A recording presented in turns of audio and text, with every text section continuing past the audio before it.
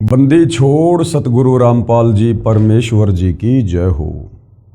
परम पिता परमेश्वर सारी सृष्टि के रचनहार कुल मालिक असंख्य ब्रह्मांडों के स्वामी जगत गुरु तीनों लोकों में प्रवेश करके सबका धारण पोषण करने वाले राजाधिराज आत्माधार नाथों के नाथ देवों के देव महादेव सर्वेश्वर महेश्वर मृत्युंजय अजरो अमर आदि अनादि सनातनी प्रभु जगत पिता जगदीश्वर श्री श्री 1008 की उपाधि के वास्तविक अधिकारी अकाल मूरत शब्द स्वरूपी राम वासुदेव सर्वगतम ब्रह्म परम पूज्य प्रथम पूज्य परम संत परम पुरुष परम धनी परम दयालु सत्य कबीर हक्का कबीर अल्लाहु कबीर अल्लाहु अकबर बाखबर अल्लाह ताला जगत के तारणहार जगत के मुक्तिदाता जगत के जगन्नाथ हारे के सहारे हिंदुओं के राम मुसलमानों के अल्लाह सिखों के वाहिगुरु ईसाइयों के मसीह दया के सागर दयानिधि करुणा के सागर करुणानिधि स्वयंभू परिभू संकट मोचन कष्ट हरण मंगल करण दुख भंजन अविगत कबीर निर्विकार निर्विषम परमात्मा अलय अलेख सतगुरु आदि अनादि सतगुरु असली मर्यादा पुरुषोत्तम असली राम असली कृष्ण असली घनश्याम असली मुरारी राजाओं के राजा महाराजाओं के महाराजा शहंशाहों के शहंशाह सम्राटों के सम्राट भगवानों के भगवान अल्लाहों के अल्लाह प्रभुओं के प्रभु मसीहाओं के मसीह सच्चे वाहिगुरु बाबाओं के बाबा पीरों के पीर सेठों के सेठ जगत सेठ सावलसा सेठ सर्वगुण संपन्न अनंत कोटि कलाओं के स्वामी अनंत कोटि ब्रह्मांडों के नायक योगियों में महायोगी ध्यानियों में महाध्यानी सिद्धों में परम सिद्ध ज्ञानियों में तत्वज्ञानी ब्रह्म ज्ञानी महाज्ञानी परम ज्ञानी सर्वश्रेष्ठ ज्ञानी विज्ञानी युवा कबीर समर्थ कबीर असमवात अमित ओझा सच्चे रहनुमा करीम अल्लाह सुभान अल्लाह दुनिया के अंतिम पैगंबर 8 सितंबर 1951 से गांव धनाना जिला सोनीपत हरियाणा भारतवर्ष की पावन भूमि पे प्रकट रियल कल की भगवान श्री नारायण साकार हरि श्री बाबा साहेब नूर अनंत परमात्मा सच्चे दरवेश सच्चे बाखबर संत शिरोमणि सतगुरु रामपाल जी परमेश्वर जी के चरण कमल में आप और हम सभी भाई बहनों का अनंत कोटि दंडवत प्रणाम। सत्साई भाई और बहनों, बहुत बड़ी दया बहुत बड़ी मेहर पूज्य गुरुदेव भगवान की परमेश्वर रामपाल जी की जिनके शुभ आशीर्वाद से विशेष आशीर्वाद से वीवीआईपी आशीर्वाद से पवित्र पुस्तक कबीर बड़ा या कृष्ण जो परम पूज्य सतगुरु रामपाल जी के सत्संगों के संग्रह के ऊपर बनी है, जो हिंदू धर्म के चारों वेद पवित्र गीता जी और 18 पुराणों के ज्ञान का निष्कर्ष निकाल कर बनाई गई है। इस पवित्र पुस्तक को पढ़ने के बाद यदि आप परम पूज्य सतगुरु रामपाल जी के चरणों में आकर नाम उपदेश ग्रहण करते हैं तो इस जन्म में आपके मोक्ष प्राप्ति में कोई संशय किसी प्रकार का नहीं है। साथ में आपकी 101 पीढ़ियों का भी उद्धार होगा, क्योंकि उनको भी भक्ति मार्ग मिलेगा, मोक्ष मार्ग मिलेगा। भाई और बहनों, ये पवित्र पुस्तक हिंदू समाज के लिए एक वरदान से कम नहीं है, क्योंकि सदियों से हमारे नादान तत्वज्ञानहीन धर्म गुरुओं ने आचार्य शंकराचार्यों ने हमें जो शास्त्रों के विरुद्ध भक्ति करवाकर परमेश्वर से मिलने वाले लाभ से वंचित रखा है। अब ये पवित्र पुस्तक कबीर बड़ा या कृष्ण सबसे पहले तो ये साबित करेगी कि वास्तव में भगवान कौन है जिसकी भक्ति करनी चाहिए, क्योंकि भक्ति तो उस समय शुरू होती है जब हमें पहले भगवान का पता चलता है। सतयुग त्रेता द्वापर कलयुग 5000 वर्ष बीत चुका है। आज तक किसी भी धर्म के किसी भी धर्मगुरु ने परमात्मा चाहने वाली आत्माओं को परमेश्वर के विषय में नहीं बताया, परमेश्वर की परिभाषा के विषय में भी नहीं बताया, ना आत्मज्ञान के विषय में बताया, ना परमात्म ज्ञान के विषय में बताया। अब ठीक का समय आने पर स्वयं सारी सृष्टि के सृजनहार कबीर परमेश्वर सतगुरु रामपाल जी के रूप में धरती पर प्रकट हैं और सर्व धर्मों के धर्मशास्त्रों का निष्कर्ष निकालकर अपने सत्संगों के माध्यम से और पवित्र पुस्तकों के माध्यम से परमात्मा चाहने वाली आत्माओं के समक्ष पेश कर दिया है। अब ये हम आत्माओं के ऊपर निर्भर करेगा कि हम परमेश्वर चाहते हैं या फिर यहीं युगों युगों इस काल के कर्म बंधनों में जकड़े रहकर कष्ट उठाना चाहते हैं। तो इस पवित्र पुस्तक कबीर बड़ा या कृष्ण को पढ़ने के बाद अवश्य आपकी आत्मा जागृत होगी, यदि आपने भक्ति भाव से निष्पक्ष होकर रुचि लेकर इस पुस्तक को पढ़ा तो। अभी तक इस पुस्तक के ऊपर 10 वीडियो बन चुके हैं। इसी श्रृंखला में आज हमारा ये 11वें नंबर का वीडियो है। प्रत्येक वीडियो हमें अध्यात्म के विषय में बहुत कुछ बता रहा है। भाइयों और बहनों, इस पवित्र पुस्तक कबीर बड़ा या कृष्ण के ऊपर जो टॉपिक चल रहा है बहुत ही महत्वपूर्ण टॉपिक है। ऐसा ज्ञान, ऐसी रोचक कथाएं आपने अपनी जिंदगी में कभी नहीं सुना होगा। टॉपिक चल रहा है जनता की अदालत में, और जनता की अदालत में वर्तमान में जनता ही जज है, क्योंकि जनता शिक्षित है, एजुकेटेड है। अपनी आंखों से शास्त्रों में लिखी सच्चाई देखकर सत्य से परिचित हो सकती है, सत्य को स्वीकार कर सकती है। इसलिए सतगुरु रामपाल जी ने इस पवित्र पुस्तक में जनता की अदालत में जज भी जनता को ही बनाया है। मुकदमा है कबीर बड़ा या कृष्ण। श्री कृष्ण जी के पक्ष में खड़े होकर उनके जो वकील साहिबान हैं, उनकी एक लंबी चौड़ी फौज है। अर्थात हिंदू धर्म के सभी आचार्य, शंकराचार्य, संत, महंत, मंडलेश्वर श्री कृष्ण जी की तरफ से कोर्ट में उनका मुकदमा उनके वकील बनकर लड़ रहे हैं। दूसरी तरफ कबीर परमेश्वर जी, सारी सृष्टि के मालिक, वे स्वयं ही अपने अन्य रूप में अपने वकील हैं। यानी वर्तमान में वह कबीर परमेश्वर सतगुरु रामपाल जी के रूप में लीला कर रहे हैं, तो वे स्वयं ही अपने वकील हैं। और मुद्दा क्या है, मामला क्या है? श्री कृष्ण जी उर्फ विष्णु जी के वकीलों का कहना है, हिंदू धर्म गुरुओं का कहना है कि हमारे जितने भी हिंदू धर्म ग्रंथ हैं, 4 वेद है, पवित्र गीता जी है, 18 पुराण है, जितने भी उपनिषद हैं, शास्त्र हैं, इनमें श्री कृष्ण उर्फ विष्णु जी को परमपिता परमेश्वर बताया गया है। और श्री कृष्ण जी से ऊपर और कोई भगवान, कोई परमात्मा नहीं है। और ये श्री कृष्ण उर्फ विष्णु जी ये अजरो अमर हैं, अविनाशी हैं, इनके कोई माता पिता नहीं हैं, और इन्हीं की भक्ति करने से मोक्ष बता रहे हैं। दूसरी तरफ कबीर जी के वकील सतगुरु रामपाल जी ने जिन हिंदू धर्म ग्रंथों का हवाला देकर श्री कृष्ण जी के वकीलों ने श्री कृष्ण उर्फ विष्णु जी को अजरो अमर, अविनाशी, बिना माँ बाप का परमात्मा बताया है, उन्हीं हिंदू धर्म ग्रंथों को जनता के सामने अदालत में दिखाकर कबीर जी के वकील सतगुरु रामपाल जी ने उन लोगों की सिट्टी पिट्टी गुम कर दी है, उनके दांत खट्टे कर दिए हैं। और जनता ने अपनी आंखों से देखा श्रीमद् भगवत गीता में, श्री देवी महापुराण में, श्री शिव महापुराण में कि ब्रह्मा विष्णु महेश ये तीनों देवता नाशवान हैं, ये अविनाशी नहीं हैं, ये स्वयं अपनी जन्म और मृत्यु स्वीकार कर रहे हैं। गीता ज्ञान देने वाला ब्रह्म भी अपने जन्म और मृत्यु स्वीकार कर रहा है। ये ब्रह्मा विष्णु महेश खुद देवी दुर्गा को अपनी माँ और इस काल ब्रह्म को अपना पिता बता रहे हैं।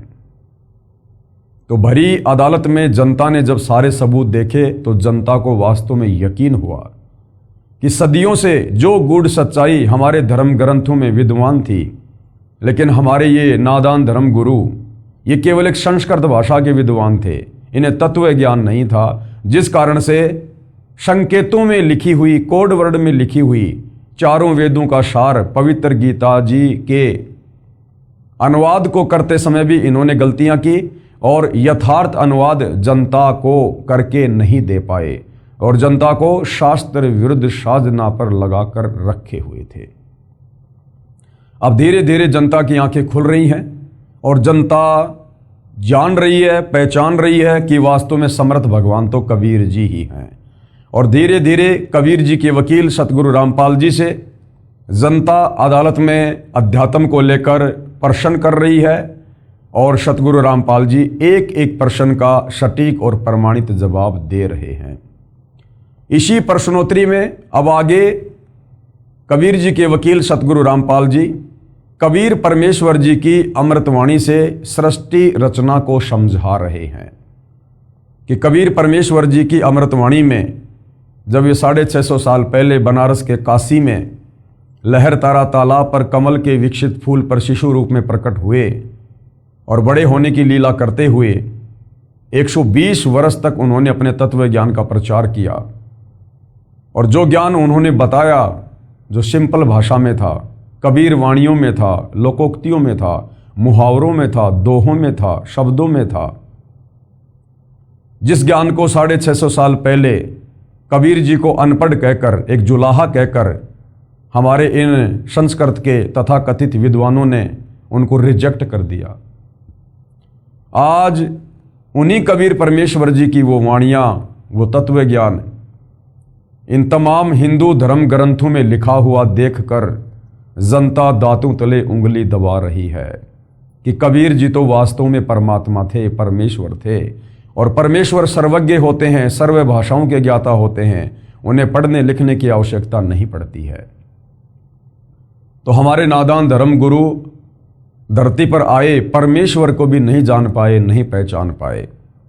वे स्वयं भी मोक्ष से वंचित रहे, हमारे पूर्वजों से भी भक्ति विरुद्ध साधना करवा कर उन्हें प्रेत योनियों में भेज दिया, नीच योनियों में भेज दिया, और अब उनके श्राद्ध निकलवा कर, गीता जी के अनुसार श्राद्ध निकालना भूत पूजा, हमसे भी भूत पूजा करवा रहे हैं, श्राद्ध निकलवा रहे हैं, पाखंड पूजा करवा रहे हैं, उन्हीं प्रेत योनियों में उन पूर्वजों के पास भेजने के लिए।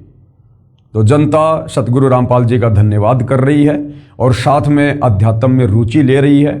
और आज जनता की अदालत में सतगुरु रामपाल जी जनता के सामने कबीर परमेश्वर जी की अमृतवाणी में सृष्टि रचना को प्रमाणित कर रहे हैं, जो बहुत ही ध्यान से सुनने की आवश्यकता है। पवित्र पुस्तक कबीर बढ़ाया कृष्ण, पूज्य कबीर परमेश्वर अर्थात कबीर देव, ये जो शब्द है कबीर देव, ये वेदों में लिखा हुआ है। यानी वेदों में कबीर परमेश्वर जी को कबीर अग्नि और कबीर देव और कवि के नाम से संबोधित किया गया है। साधारण भाषा में हम उनको कबीर साहिब या कबीर परमेश्वर जी बोलते हैं। तो कबीर परमेश्वर जी की अमृतवाणी में सृष्टि रचना, यानी 650 साल पहले उन्होंने जो अमृतवाणी बोली, जो आदरणीय धर्मदास जी के द्वारा कबीर सागर के रूप में लिपिबद्ध कर ली गई, जिसको पांचवा वेद सूक्ष्म वेद कहते हैं, उसमें सृष्टि रचना को लेकर क्या कुछ कहा गया है, जिसका समर्थन आज हमारे चारों वेद, गीता जी और पुराण भी कर रहे हैं। तो देखिएगा ध्यान से। विशेष निम्न अमृतवाणी सन 1403 से जब पूज्य कबीर देव यानी कबीर परमेश्वर लीला में शरीर में 5 वर्ष के हुए, सन 1518 जब कबीर देव कबीर परमेश्वर मगर स्थान से सह शरीर सतलोक गए, उसके बीच में लगभग 600 वर्ष पूर्व परम पूज्य कबीर परमेश्वर कबीर देव जी द्वारा अपने निजी सेवक दास भगत आदरणीय धर्मदास साहिब को सुनाई थी तथा धनी धर्मदास साहिब जी ने लिपिबद्ध कर ली थी। जो अमृतवाणी कबीर परमेश्वर जी की आपको सुनाई जाएगी, ये उस समय की है जब कबीर परमेश्वर सन 1398 में बनारस के काशी में प्रकट हुए, और जब लीला में तरीके से 5 वर्ष के हुए, उसके बाद उन्होंने अपने ज्ञान का, तत्व ज्ञान का प्रचार प्रसार करना शुरू किया। और कबीर परमेश्वर जी जब 5 वर्ष की लीला में आयु में थे, तो उनके जो प्रथम शिष्य थे वो 104 वर्ष के हिंदू धर्म के सुप्रसिद्ध विद्वान पंडित रामानंद जी हुए। 104 वर्ष के चारों वेदों के विद्वान, गीता जी के विद्वान, 18 पुराणों के विद्वान, जिनका डंका बोलता था, उस 104 वर्ष के वृद्ध पंडित रामानंद जी ने 5 वर्ष की लीला में उम्र में जो कबीर परमेश्वर जी थे, उनके तत्व ज्ञान के आगे घुटने टेक दिए और उन्हें अपना गुरु धारण किया। लेकिन दुनिया की नज़रों में कबीर जी ने रामानंद जी को ही अपना मुंह बोला गुरु बना के रखा, गुरु शिष्य परंपरा को बनाए रखने के लिए। अन्यथा कबीर परमेश्वर जी ने गुरु धारण करने की आवश्यकता नहीं होती है, वे तो जगत गुरु हैं, सारी सृष्टि को ज्ञान देने के लिए आते हैं। लेकिन इस काललोक में गुरु शिष्य परंपरा को बनाए रखने के लिए उन्होंने ये लीला की थी। तो जब कबीर परमेश्वर जी 5 वर्ष के थे लीलामय उम्र में, तो 5 वर्ष से उन्होंने तत्व ज्ञान देना शुरू किया और सन 1518 मगर से वे सशरीर सतलोक गए। उस समय तक की उनकी जो अमृतवाणियां हैं उससे आपको सृष्टि रचना बताई जा रही है तथा धनी धर्मदास साहिब जी ने लिपिबद्ध कर ली। परंतु उस समय के पवित्र हिंदुओं तथा पवित्र मुसलमानों के नादान गुरुओं नीम हकीमों ने कहा कि ये धानक जुलाहा कबीर झूठा है। किसी भी सदग्रंथ में श्री ब्रह्मा जी, श्री विष्णु जी तथा श्री शिव जी के माता पिता का नाम नहीं है। ये तीनों प्रभु यानी ब्रह्मा विष्णु महेश ये अविनाशी हैं, इनका जन्म मृत्यु नहीं होता। न ही पवित्र वेदों व पवित्र कुरान शरीफ आदि में कबीर परमेश्वर का कोई प्रमाण है तथा परमात्मा को निराकार लिखा है। ये हमारे हिंदू धर्मगुरु बताया करते थे। हम प्रतिदिन शास्त्रों को पढ़ते थे, संस्कृत के विद्वान थे, लेकिन तत्व ज्ञान नहीं था। तो तत्व ज्ञान के अभाव में वो समझ नहीं पाए कि इन वाणियों में लिखा क्या है, अध्यायों में श्लोकों में लिखा क्या है। जिस प्रकार भाइयों और बहनों 5वीं कक्षा में पढ़ने वाला बच्चा अच्छे से हिंदी पढ़ना जान जाता है। अब उस 5वीं कक्षा के बच्चे को जो केवल हिंदी ही पढ़ना जानता है, वो शब्दों के उन अर्थों को नहीं जानता। यदि उसको PhD की पुस्तक दे दी जाए, वो बच्चा उसको पढ़ देगा क्योंकि हिंदी में है, लेकिन उन शब्दों के अर्थों को नहीं समझ सकता। इसी प्रकार ये हमारे नादान आचार्य शंकराचार्य धर्मगुरु ये केवल भाषा विशेष के ज्ञाता थे, इनको तत्व ज्ञान नहीं था। ये संकेतों को समझने में सक्षम नहीं थे, जिस कारण से जैसा इनको समझ में आया मनमुखी रूप से सदग्रंथों की व्याख्या करके अनुवाद करके इन्होंने समाज में वो फैला दिया, वो परोस दिया। एक प्रकार से रायता फैला दिया इन्होंने, अर्थात शास्त्र विरुद्ध साधना समाज में फैला दी। भोली आत्माओं ने उन विचक्षणों अर्थात चतुर गुरुओं पर विश्वास कर लिया कि सचमुच ये कबीर धानक तो अशिक्षित है तथा हमारे गुरुजी शिक्षित हैं, सत्य कह रहे होंगे। आज वही सच्चाई प्रकाश में आ रही है। ये नादान धर्मगुरु उस समय कह दिया करते थे अपनी बात को ऊपर रखने के लिए, जबकि कबीर परमात्मा इन धर्मगुरुओं को कहा करते थे कि पंडित जी देखो तुम्हारी आंखों के सामने ग्रंथ है। कबीर परमेश्वर अध्याय बताया करते थे, श्लोक बताया करते थे कि देखो कहाँ क्या लिखा हुआ है ब्रह्मा विष्णु महेश की माता पिता के बारे में, इनकी जन्म और मृत्यु के बारे में। वो पंडित लोग गुरु लोग देख लिया करते थे और जान लिया करते थे कि वास्तव में कबीर जी जो कह रहे हैं वैसा ही लिखा हुआ है। लेकिन अहंकारवश, मान बढ़ाई वश, काल प्रेरणावश कि कहीं हमारा धार्मिक धंधा फैल ना हो जाए, रोजी रोटी खत्म ना हो जाए, जिस कारण से उन्होंने ये कहकर उस समय की जो अनपढ़ जनता थी उनको बरगला दिया, भ्रमित कर दिया कि देखो रे लोगों, ये कबीर जुलाहा झूठ बोलता है, ये तो अनपढ़ है, इसको तो संस्कृत आती नहीं और हमारे सारे सदग्रंथ संस्कृत भाषा में हैं। तो आम व्यक्ति इस बात को बिल्कुल पक्का समझ लिया करते थे, मान लिया करते थे कि वास्तव में कबीर जी तो जुलाहा है, ये तो अनपढ़ है, संस्कृत आती नहीं, इसे क्या पता शास्त्रों में क्या लिखा है, कबीर जी झूठ बोल रहे हैं और हमारे गुरु जी सही कह रहे हैं। इस प्रकार से उन नादान धर्म गुरुओं की दाल गली रही।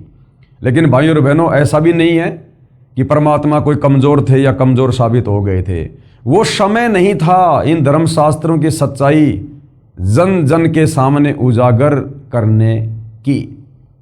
वो समय नहीं था भाइयों और बहनों। समय परमात्मा ने वर्तमान का निर्धारित किया हुआ था कि जब आवे 5505 तब ये वचन मेरा होगा साचा। ये कलयुग की बिचली पीढ़ी कबीर परमात्मा का निर्धारित समय है सत्य को उजागर करने का, धर्मशास्त्रों में लिखी सच्चाई को जन जन तक पहुंचाने का। तो अब वही कबीर परमेश्वर सतलोक से चलकर 8 सितंबर 1951 में गांव धनाना जिला सोनीपत हरियाणा में प्रकट हैं सतगुरु रामपाल जी के नाम से। और उन्होंने सन 1994 से इन शास्त्रों में लिखी सच्चाई जन जन को बताना शुरू की और आज लाखों में करोड़ों में उनके फॉलोवर हैं। और जो सतज्ञान आज सतगुरु रामपाल जी ने बताया है वो आज इस पृथ्वी पर अन्य किसी धर्मगुरु के पास नहीं है और ना उन्होंने कभी अपने शिष्यों को कभी ये ज्ञान बताया। तो इससे साबित होता है कि धरती पर स्वयं कबीर परमेश्वर सतगुरु रामपाल जी के रूप में प्रकट हैं और ये सर्वज्ञ परमात्मा है, जगत गुरु हैं, तत्वदर्शी संत है और इनके अलावा किसी और के पास वर्तमान में मोक्ष मार्ग नहीं है। आज वही सच्चाई प्रकाश में आ रही है सतगुरु रामपाल जी के अथक प्रयासों से तथा अपने सर्व पवित्र धर्मों के पवित्र सदग्रंथ साक्षी हैं। इससे सिद्ध है कि पूर्ण परमेश्वर सर्व सृष्टि रचनहार कुल करतार तथा सर्वज्ञ कबीर देव यानी कबीर परमेश्वर ही हैं, जो काशी बनारस में कमल के फूल पर प्रकट हुए तथा 120 वर्ष तक वास्तविक तेजों में शरीर के ऊपर मानव सदृश शरीर हल्के तेज का बनाकर रहे तथा अपने द्वारा रची सृष्टि का ठीक ठीक वास्तविक तत्व ज्ञान देकर शरीर सतलोक चले गए। कृपया प्रेमी पाठक पढ़ें निमन अमृतवाणी परमेश्वर कबीर साहिब जी द्वारा उच्चारित। तो सृष्टि रचना के विषय में कुछ वाणियां हैं जो कबीर परमेश्वर जी ने 650 साल पहले कही थी। जो उनके जो परम भगत थे उस समय आदरणीय धर्मदास जी, उन्होंने कबीर सागर के रूप में वाणियों को लिपिबद्ध किया जो वर्तमान में हमारे सामने प्रकट हैं। क्या लिखा है? धर्मदास ये है जग बोराना, धर्मदास ये सारी दुनिया बेखबर है परमात्मा से, तत्व ज्ञान से, और कोई न जाने ये पद परवाना। पद परवाना, पद यानी भक्ति की वास्तविक जानकारी, वे ऑफ वर्शिप। उस भक्ति की वास्तविक जानकारी यहां पर किसी के पास नहीं है, किसी धर्म में, किसी धर्म गुरु के पास नहीं है। धर्मदास ये जग बोराना, कोई न जाने पद निर्वाणा, यानी मोक्ष पद के विषय में कोई नहीं जानता यहां। यही कारण मैं ये कथा पसारा, इसी कारण धर्मदास मैंने ये तत्व ज्ञान दिया है, तेरे को ये कथाएं सुनाई है मैंने। और जग से कहिए एक राम नियारा, जग यानी संसार। संसार में केवल श्री राम, दशरथ पुत्र श्री राम, कौशल्या का बेटा श्री राम जो त्रेता युग में आया। तो परमात्मा कह रहे राम राम शब जगत बखाने, आदि राम कोई बिरला जाने। वास्तव में वो आदि राम, सारी सृष्टि की रचना करने वाला राम, वो दशरथ पुत्र श्री राम नहीं है। उसका तो जन्म ही त्रेता युग में हुआ था। सतयुग में भी इंसान थे, राम नाम की भक्ति करते थे, तो सतयुग में तो कोई श्री रामचंद्र जी को जानता ही नहीं था। तो वास्तविक राम वो कबीर राम है। और ये कबीर परमात्मा चारों युगों में आते हैं।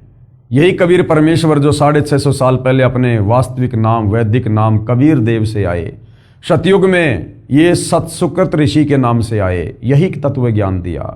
त्रेता में मुनिंदर ऋषि के नाम से आए, द्वापर में करुणा में ऋषि के नाम से आए, और कलयुग में वैदिक नाम कबीर नाम से आए। परमेश्वर की वाणी है, सतयुग में सत सुकृत कह टेरा, और त्रेता नाम मुनिंदर मेरा, द्वापर में करुणा में कहाया, और कलयुग में नाम कबीर धराया। यानी चारों युगों में परमात्मा भिन्न भिन्न नाम से आए, और वर्तमान में वही कबीर भगवान इस कलयुग की बिचली पीढ़ी में मोक्ष के प्राइम टाइम में सतगुरु रामपाल जी के नाम से प्रकट हैं, विद्यमान है, और वही अपना तत्व ज्ञान दे रहे हैं। तो धर्मदास संसार से कहना कि वास्तव में राम तो कोई न्यारा ही है, जिससे मुक्ति होगी, मोक्ष होगा। यही ज्ञान जग जीव सुनाओ, धर्मदास जो ज्ञान मैंने तेरे को सुनाया है तत्व ज्ञान, यही तू आगे फैला, अन्य जीवों को सुना, और सब जीवों का भ्रम नसाओ, और सबकी भ्रमणा निकाल दो। जैसे धर्मदास तू भ्रमित था, तू पहले श्री विष्णु को अपना इष्ट मान के पूजा करता था, अब तेरे को तत्व ज्ञान हुआ और अब तू सत्य पुरुष की भक्ति कर रहा है। इसी प्रकार से धर्मदास सभी जीवों को जो भ्रम है कि ब्रह्मा विष्णु महेश ही परमात्मा है, अजरो अमर है, इन्हीं की भक्ति से मोक्ष होगा, ये तत्व ज्ञान सुना सुना के सत्य पुरुष की जानकारी देकर, सतलोक की जानकारी देकर सबका भ्रम निवारण कर दे। अब मैं तुमसे कहूं चिताई, धर्मदास अब मैं तेरे से कहूंगा, तू ध्यान लगा के सुन। त्रिदेवन की उत्पत्ति भाई, ये त्रिदेवन यानी ब्रह्मा विष्णु महेश तीनों देवताओं की उत्पत्ति, इनका जन्म कैसे हुआ, इनकी माँ कौन है, इनका बाप कौन है, ये कितने भगवान है। अब मैं तुझे इन तीनों देवताओं ब्रह्मा विष्णु महेश की उत्पत्ति के विषय में बताता हूँ, जिनको अजरो अमर और अविनाशी ये हमारे नादान धर्म गुरु कहकर शास्त्र विरुद्ध साधना लोगों से करवा रहे हैं। कुछ संक्षेप कहूँ गहराई, सब संशय तुमरे मिट जाई। धर्मदास कुछ मैं संक्षेप में ये बातें तुम्हें बताऊंगा जिससे तुम्हारा संशय समाप्त हो जाएगा भक्ति और भगवान को लेकर। भरम गए जग वेद पुराणा, आदि राम का भेद न जाना। भरम गए जग वेद पुराना और आदि राम का भेद न जाना। ये वेदों को पढ़ पढ़ के दुनिया भ्रमित हो रही है, लेकिन उस आदि राम का, सबसे पहले वाले राम का, पूर्ण ब्रह्म परमेश्वर का, सारी सृष्टि के मालिक का किसी को भी ज्ञान नहीं है। उसका भेद कोई भी नहीं जान पाया, वेद पढ़ने वाले भी नहीं जान पाए।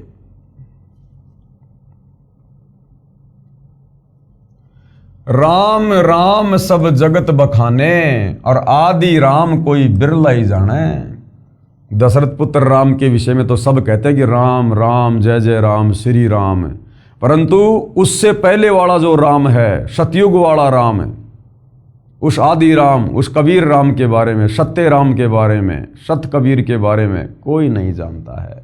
वो तो कोई बिरला ही जानेगा, बिरला, जिस पर कबीर परमेश्वर की खुद की रजा होगी, वे स्वयं उसको बताएंगे, समझाएंगे, वही जान सकता है। ज्ञानी सुने तो हृदय लगाई, यदि मेरे द्वारा बताई गई इस सृष्टि रचना को, इस तत्व ज्ञान को धर्मदास, यदि कोई ज्ञानी व्यक्ति सुनेगा, समझेगा, तो वो तो सौ शुक्र मनाएगा। हृदय लगाई कि हे भगवान, ऐसा ज्ञान हमारे शास्त्रों में हर बात का प्रमाण है। आज से पहले सुना ना देखा, तो कहते हैं वो तो हृदय लगाएगा, वो तो प्रसन्न होगा, खुश होगा, सौ गुण गाएगा। और इसी ज्ञान को यदि मूर्ख सुने तो गम ना पाई, और कोई मूर्ख सुनेगा तो कहेगा नहीं नहीं झूठ बोल रहे हैं, कोई सच्चाई नहीं है। माँ अष्टंगी और पिता निरंजन। ब्रह्मा विष्णु महेश की माँ कौन है? अष्टंगी, 8 भुजा वाली दुर्गा। और ब्रह्मा विष्णु महेश का पिता कौन है? निरंजन, यानी ज्योति निरंजन, काल ब्रह्म। वे जमदारुण वंशन अंजन, पहले कीन निरंजन राई। कबीर परमात्मा ने सबसे पहले सतलोक में अपने वचन से, अंडे से निरंजन की, यानी काल की उत्पत्ति की, और पीछे से माया उपजाई, और उसके बाद में परमात्मा ने माया यानी ये दुर्गा अष्टंगी, इसको बनाया। सृष्टि रचना से आप भाई बहनों को अच्छे से पता है कि सबसे पहले जिस हंस आत्मा ने काल के 21 ब्रह्मांड में उसके साथ जाने के लिए हाथ खड़ा किया था, उस हंस आत्मा को परमात्मा ने एक युवा लड़की बनाया, जिसको आदि माया और ये दुर्गा कहा जाता है। माया रूप देख अति शोभा और देव निरंजन तन मन लोभा। दुर्गा के उस युवा रूप रंग को देखकर और ये ज्योति निरंजन उसके ऊपर आसक्त हो गया, अपना तन मन, अपना सब कुछ होशो हवास खो बैठा।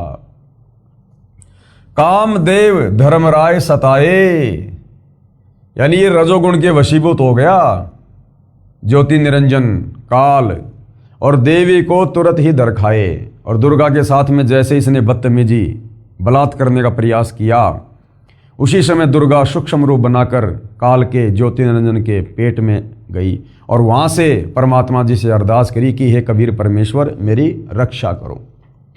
पेट से देवी करी पुकारा, वहां सूक्ष्म रूप में काल के पेट से देवी दुर्गा ने कबीर परमात्मा से अर्ज की, हे साहेब मेरा करो उबारा, हे परमात्मा मेरी रक्षा करो, मुझे बचाओ।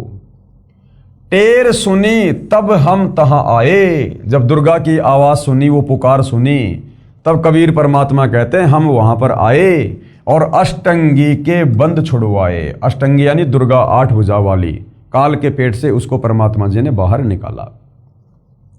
सतलोक में कीन्या दुराचारी, दुराचारी सतलोक में इस काल ने, ज्योति निरंजन ने दुर्गा के साथ में, क्योंकि दुर्गा भी कबीर परमेश्वर के वचन से उत्पन्न और काल भी कबीर परमेश्वर के वचन से उत्पन्न, दोनों आपस में भाई बहन हुए। तो काल ने दुर्गा के साथ में जबरदस्ती करने का प्रयास किया, उसको परमेश्वर ने दुराचार की संज्ञा दी है, दुराचार की।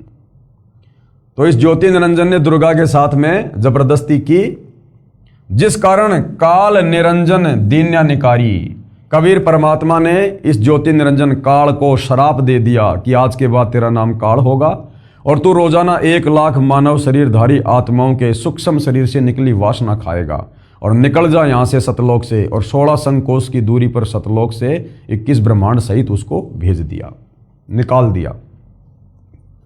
माया समेत दिया भगाई, दुर्गा सहित, क्योंकि दुर्गा ने भी गलती की। सतलोक में सारे आनंद थे, सारे ठाठ बाट थे, लेकिन काल के साथ जाने के लिए उसने हाथ खड़ा किया, स्वीकृति दी, पतिव्रता पद से गिर गई, जिस कारण से परमात्मा ने दुर्गा और काल को दोनों को 21 ब्रह्मांड सहित सतलोक से 16 संकोश की दूरी पर निकाल दिया। और दुर्गा के पीछे पीछे हम असंख्य आत्माओं ने, जो आज यहाँ ब्रह्मा विष्णु महेश, लक 84 में गधा कुत्ता शुअर देव जितने भी हैं प्राणी 21 ब्रह्मांड में, मक्खी मच्छर कीट पतंग, हम सब ने भी हाथ खड़े कर दिए थे। तो हम सबको कबीर परमात्मा ने सूक्ष्म रूप बनाया और दुर्गा के अंतःकरण में डाल दिया और कहा कि मैंने तेरे को शब्द शक्ति दे दी है, ये काल जितनी आत्मा कहे तू अपने वचन से उत्पन्न कर देना। माया समेत दिया भगाई, 16 शंख कोश दूरी पर आई, यानी सतलोक से 16 शंख कोश की दूरी पर ये काल के 21 ब्रह्मांड आ गए। अष्टंगी और काल अबदोई, अब 21 ब्रह्मांड में कौन है? ये दुर्गा और काल दोनों। मंद कर्म से गए बिगोई, इन्होंने सतलोक में वो गंदा कर्म किया। गंदा कर्म मतलब दुर्गा ने तो ये गलती करी कि वो अपने परमपिता परमेश्वर के पतिव्रता पद से गिर गई हाथ खड़ा करके। और काल ने क्या मंदा कर्म किया? दुर्गा के यौवन को देखकर, रूप रंग को देखकर उसके ऊपर आसक्त होकर जबरदस्ती करने का उसने जो है कुप्रयास किया। तो इन कुकर्मों के चलते दोनों को वहां से निकाल दिया। और हम जितनी भी आत्माएं थी, हमने भी काल के साथ उसके 21 ब्रह्मांड में आने के लिए हाथ खड़ा किया, तो हमने भी सजा पाई। धर्म राय को हिकमत कीन्या और नख रेखा से भग कर लेना। अब धर्म राय इस काल को कहते हैं। इसने कहा था कि भगवान मैं सत्य का राज करूंगा, जो जैसा कर्म करेगा 21 ब्रह्मांड में उस प्राणी को वैसा ही मैं फल दूंगा, मैं धर्म का राज करूंगा, सत्य का राज करूंगा, इसलिए काल को धर्म राय भी कहते हैं। नख रेखा से भग कर लेना, अपने नाखूनों से, अपनी वचन शक्ति से, सिद्धि शक्ति से इसने यहां आकर दुर्गा को स्त्री इंद्री लगाई अपनी काम वासना की पूर्ति के लिए। धर्म राय कीन्या भोग विलासा, और इस धर्म राय काल ने दुर्गा के साथ में पति पत्नी व्यवहार किया, भोग विलास किया। माया को रही तब आशा, काल ने दुर्गा के साथ भोग विलास किया यानी सेक्स की। उसके बाद दुर्गा जो है ये प्रेग्नेंट हो गई, माया को रही तब आशा। 3 पुत्र अष्टंगी जाए, अष्टंगी यानी दुर्गा आदि माया, इसने 3 पुत्रों को जन्म दिया। 3 पुत्र अष्टंगी जाए। 650 साल पहले कबीर भगवान ने यह अमृतवाणी कही थी, जो उस समय के नादान धर्मगुरुओं ने अभिमानवश रिजेक्ट कर दिया। और आज हमारी ये पवित्र गीता, देवी महापुराण आज इस सृष्टि रचना का समर्थन कर रहे हैं कि हाँ बिल्कुल ब्रह्मा विष्णु महेश की माँ दुर्गा है और इनका जो पिता है वो काल है। 3 पुत्र अष्टंगी जाए, और क्या नाम रखे? ब्रह्मा विष्णु शिव नाम धराए। क्या नाम रखे उनके? ब्रह्मा विष्णु और शिव। 3 देव विस्तार चलाए और इनमें ये जग धोखा खाए। और यही तीनों देवता काल और दुर्गा के ये तीनों पुत्र ब्रह्मा विष्णु महेश 3 देव विस्तार चलाए। फिर इस काल ने क्या किया? 3 पुत्रों की उत्पत्ति कर दी, समय आने पर उनको तैयार कर दिया सृष्टि रचना के लिए, एक एक गुण से युक्त करके। ब्रह्मा जी को रजोगुण से युक्त कर दिया, विष्णु जी को शतोगुण से, शंकर जी को तमोगुण से। और काल ने कहा कि दुर्गा अब मैं किसी को भी अपने ओरिजिनल काल रूप में दर्शन नहीं दूंगा, और इन तीनों पुत्रों के माध्यम से अब तू मेरे एक ब्रह्मांड में सृष्टि रचना का कार्य शुरू कर। तो एक ब्रह्मांड में 3 लोकों में, पृथ्वी लोक, स्वर्गलोक और पाताल लोक, इस एक ब्रह्मांड में जो सृष्टि रचना का कार्य जो चल रहा है रजोगुण के प्रभाव से, ब्रह्मा जी के रजोगुण के प्रभाव से, यहां पर सभी जीव जबरदस्ती वासना से प्रेरित होकर संतान उत्पत्ति करते हैं। हमसे जबरदस्ती संतान उत्पत्ति करवाई जा रही है। विष्णु जी के सतोगुण के प्रभाव से ना चाहते हुए जबरदस्ती हम मोह ममता में बंधे रहते हैं, मेरा बेटी, मेरा बेटा, मेरी कार, मेरी कोठी। और श्री शंकर जी के तमोगुण के प्रभाव से लड़ाई झगड़ा, मन मुटाव, राग द्वेष, ईर्ष्या, इस प्रकार की भावना। काल ये सब कुछ क्यों करवा रहा है? अपने भोजन के लिए, क्योंकि उसे प्रतिदिन 1 लाख मानव शरीरधारी आत्माओं के सूक्ष्म शरीर से निकली वासना खाने का श्राप लगा है। जब ये मानव शरीरधारी प्राणी शरीर छोड़ता है, स्त्री या पुरुष, सबसे पहले ये जीवात्मा सूक्ष्म शरीर में काल के पास 21वें ब्रह्मांड में जहाँ पर ये रहता है, जहाँ पर इसने तपतशिला बना रखी है, ये आत्मा वहाँ जाती है सूक्ष्म शरीर में। और वहाँ पर ये काल सभी आत्माओं को प्रतिदिन 1 लाख सूक्ष्म शरीरधारी आत्माओं को तपतशिला पर भूनता है, जैसे हम तवे के ऊपर जीरा भूनते हैं, चटक चटक करता है।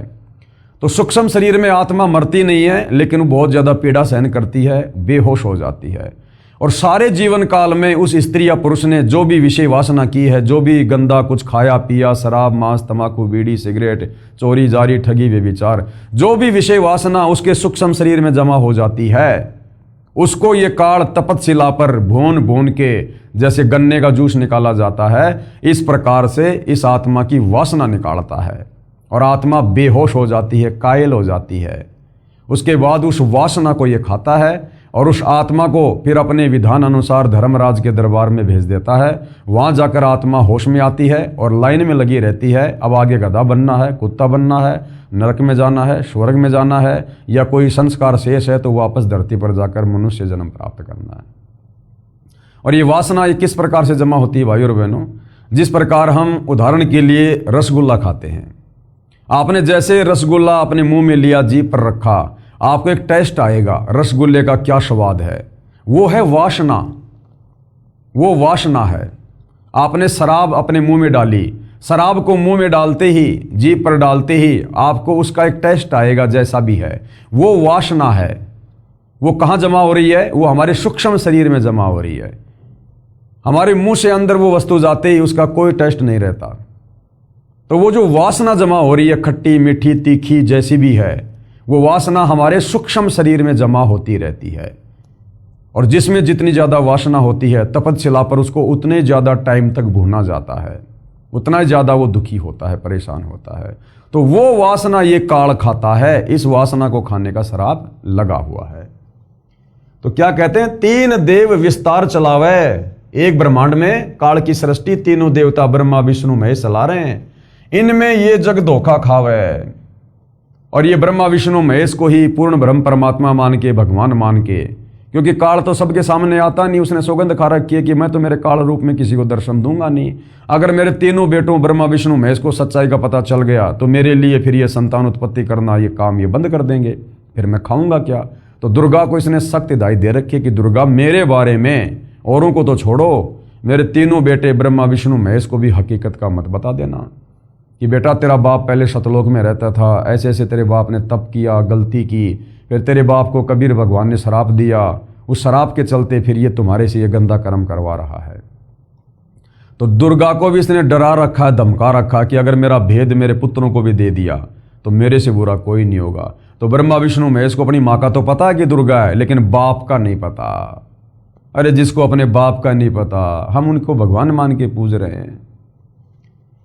तो काल के एक ब्रह्मांड में 3 लोक की सृष्टि ब्रह्मा विष्णु महेश चला रहे हैं और सभी जीव इन्हीं को भगवान मानकर कर्म बंधनों में उलझे हुए हैं।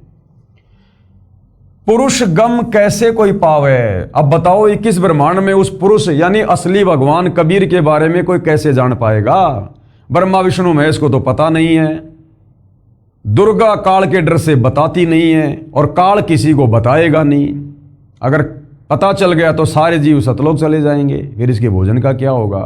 तो परमात्मा कहते हैं अब बताओ 21 ब्रह्मांड में किसी को उस भगवान के बारे में, सारी सृष्टि के मालिक के बारे में, सतलोक के राजा कबीर के बारे में कैसे पता चले? इसलिए वो कबीर परमात्मा खुद ही चलकर धरती पर संत रूप में, तत्वदर्शी संत रूप में आता है। अपने आप को छुपाता है कि मैं तो भगवान का भेजा हुआ हूँ, मैं तो उसका दास हूँ, उसका नौकर हूँ, ताकि हम उसके ज्ञान को समझें। अगर वो इंसान रूप में आके कह दे मैं भगवान हूँ तो कोई भी उसके ज्ञान को स्वीकार नहीं करेगा कि ये तो बड़ा अहंकारी आदमी है, बड़ा पाखंडी आदमी, हमारे सामने जन्म लिया और अपने आप को भगवान कह रहा है। इसलिए कबीर भगवान ने अपने आप को छुपाना पड़ता है, अपने आप को तत्वदर्शी संत कहते हैं, जगत गुरु कहते हैं, साधु कहते हैं, भगवान का भेजा हुआ दास कहते हैं। पुरुष गम कोई कैसे पावे, ये काल निरंजन जग भरमावे। इस काल ने अपने पुत्र ब्रह्मा विष्णु महेश और दुर्गा के माध्यम से पूरे संसार को भ्रमित कर रखा है, असली भगवान को लेकर, भक्ति को लेकर। 3 लोक, पृथ्वी लोक, पाताल लोक और स्वर्ग लोक, 3 लोक अपने सुत दीन्या, अपने सुत यानी अपने बेटों को दे दिए 3 लोक एक ब्रह्मांड में, पृथ्वी पाताल स्वर्ग। यहां का स्वामी बना दिया इनको, एक एक गुण का, रजोगुण का ब्रह्मा जी को, शतोगुण का विष्णु जी को, तमोगुण का शंकर जी को, और सारे जीव इन्हीं को भगवान मानकर पूज रहे हैं। और शून्य निरंजन बाशालीन्या, और ये निरंजन ज्योति निरंजन काल, इसने शून्य में, शून्य यानी 21 ब्रह्मांड में सबसे ऊपर की जो जगह है जहां पर यह तपस्या बनाकर रहता है, वहां फिर ये निवास करने लगा। अलख निरंजन सुन ठिकाना, इस अलख निरंजन, अब इसको ये अलख निरंजन क्यों कहने लग गए? क्योंकि चारों वेदों में और पवित्र गीता जी में केवल इस ब्रह्म तक की साधना का ही मंत्र है, यानी काल का ओम मंत्र ही है चारों वेदों में। जानकारी तो उस पूर्ण परमात्मा की है, लेकिन जो प्राप्ति का मंत्र है वो केवल ओम मंत्र है। यजुर्वेद अध्याय 40 मंत्र 10 और 15 और गीता अध्याय 8 श्लोक नंबर 13। ओम इति एक अक्षर ब्रह्म व्यवहरण माम अनुस्मरण, ये परियाति तजन देहम सयाति परमाम गतम। तो हमारे ऋषि मुनियों ने, महात्माओं ने क्या किया? वेदों को पढ़ा। सबसे पहले तो श्री ब्रह्मा जी ने वेदों को पढ़ा, विष्णु जी ने पढ़ा, शंकर जी ने पढ़ा, ओम मंत्र मिला। तो इन्होंने सोचा कि बस यही परमात्मा है, यही भगवान है जिसका तेजोमय शरीर है। इन्होंने क्या किया? ओम नाम की साधना की और तप किया। अब ओम नाम इस काल का, काल ने सौगंध खा रखी है, मैं किसी को दर्शन दूंगा नहीं, चाहे जप करो चाहे तप करो। तो बेचारे थक गए, तप कर करके थक गए, समाधि लगा लगा के तीनों, इनको दर्शन नहीं हुए ओम नाम वाले भगवान के, काल के, ब्रह्म के। इनको और ही कुछ दिखाई देने लग गया, ज्योति व्याति कोई प्रकाश दिखाई देने लग गया, काल ने भ्रमित कर दिया। तो इन्होंने फिर समाधि से बाहर आके लोगों को क्या बताया कि भगवान का तो प्रकाश रूप है, बाकी भगवान निराकार है। अरे निराकार का प्रकाश कैसे दिखाई देगा? फिर प्रकाश कैसे दिखाई देगा? प्रकाश उसी का तो होगा जो कोई वस्तु होगी, कोई साकार होगा। अब कोई कहे कि सूर्य निराकार है लेकिन सूर्य का प्रकाश है, तो बिना सूरज के, अगर सूरज साकार है तो ही तो उसका प्रकाश होगा। हमारे घरों में जो बल्ब जलते हैं, ट्यूब जलती है, अगर ट्यूब है तो ही उसकी लाइट होगी, बिना ट्यूब के लाइट भी नहीं हो सकती। लेकिन इतनी बुद्धि, इतना दिमाग तत्व ज्ञान के बिना भाई और बहनों हो नहीं सकता। तो ब्रह्मा विष्णु महेश ने सोचा कि भाई भगवान तो निराकार है, उसका तो ज्योति रूप है, बस जगमग जगमग ज्योति वही भगवान है, बस ज्योत स्वरूपी राम। अब ब्रह्मा जी ने, विष्णु जी ने, शंकर जी ने जब भगवान के दर्शन नहीं किए, काल ने दर्शन नहीं दिए और भगवान को कह दिया अलख निरंजन, यानी वो परमात्मा दिखाई नहीं देता। उसके बाद फिर ये वेदों का ज्ञान ब्रह्मा जी ने अपने वंशजों को, मनु जैसों को दिया। अब जब ब्रह्मा जी को ज्ञान नहीं, भगवान के दर्शन नहीं, तो मनु को कहाँ से होते? उन्होंने भी वेदों को पढ़ा, समाधि लगाई, जैसा भी किया, वो ही अपनी घिसी पीटी व्याख्या उन्होंने आगे समाज में फैला दी कि परमात्मा तो निराकार है, ब्रह्म तो निराकार है, उसको देखा नहीं जा सकता, उसका तो ज्योति रूप है। वो ही आज तक चल रहा था दुनिया में।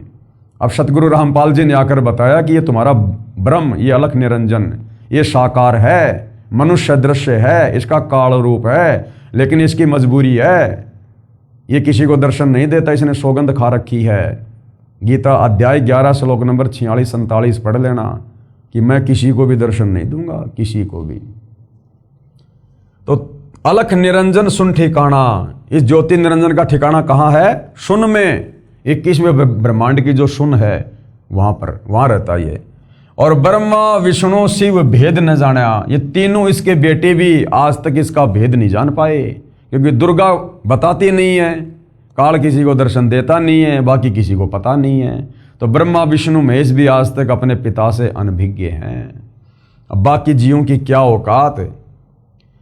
3 देव सो उनको ध्यावें, ये तीनों देवता ब्रह्मा विष्णु महेश भी उस काल की पूजा करते हैं, समाधि लगाते हैं।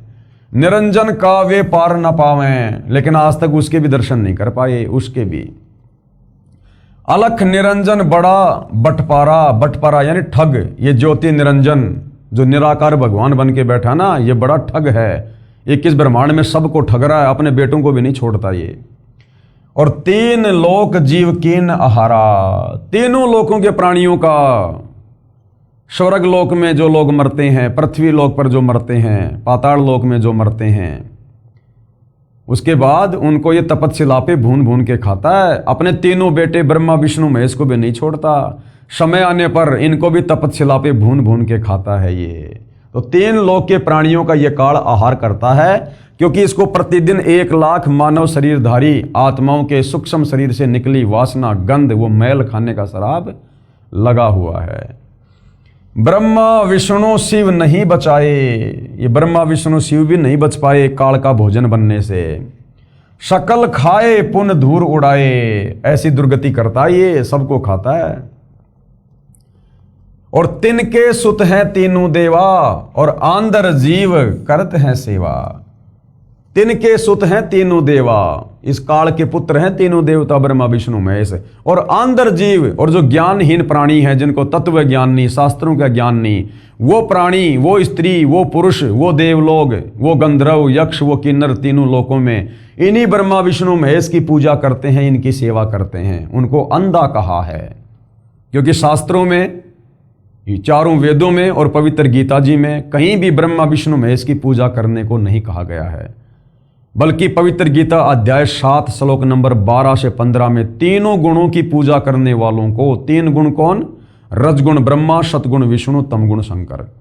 इन तीनों देवताओं की पूजा करने वालों को इस काल ब्रह्म ने, गीता ज्ञानदाता ज्योति निरंजन ने 4 गालियां दी हैं, जो ब्रह्मा विष्णु महेश को भगवान मान के पूजते हैं कि राक्षस स्वभाव को धारण किए हुए मनुष्यों में नीच, दूषित कर्म करने वाले मूर्ख मेरी साधना भी नहीं करते।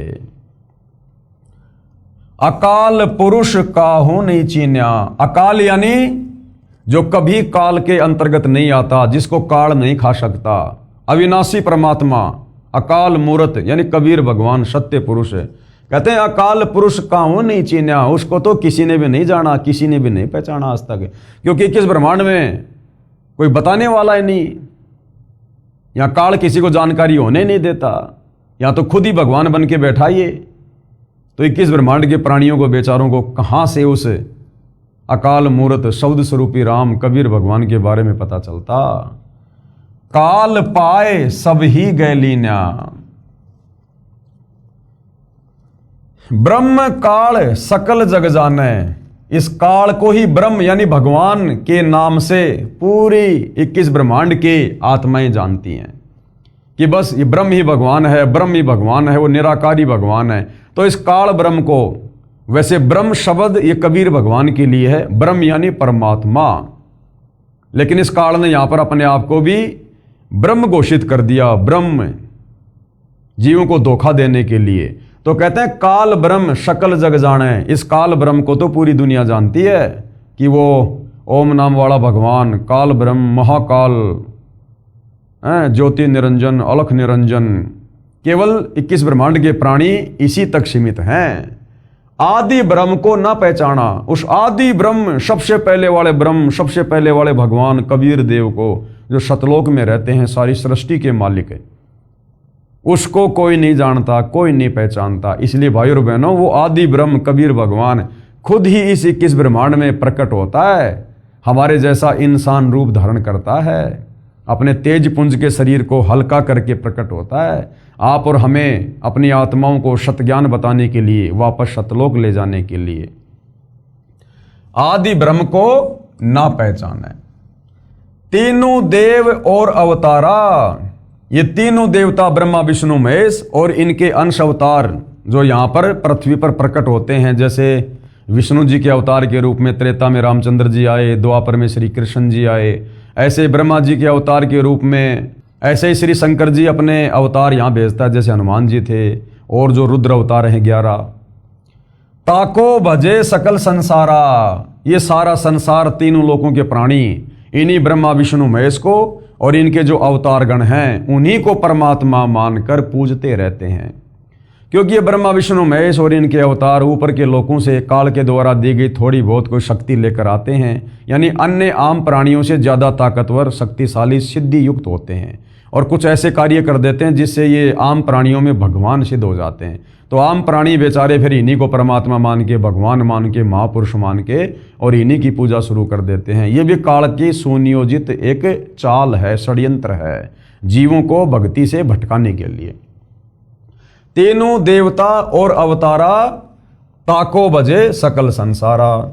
तीनों गुण का ये विस्तारा, रजगुण ब्रह्मा, सतगुण विष्णु, तम गुण शंकर। तीनों गुण का ये विस्तारा, धर्मदास मैं कहूँ पुकारा। धर्मदास अब मैं तुझे बताऊंगा सारी बातें कि किस प्रकार से ब्रह्मा विष्णु महेश के माध्यम से इस काल ने सब जीवों को भ्रमित कर रखा है।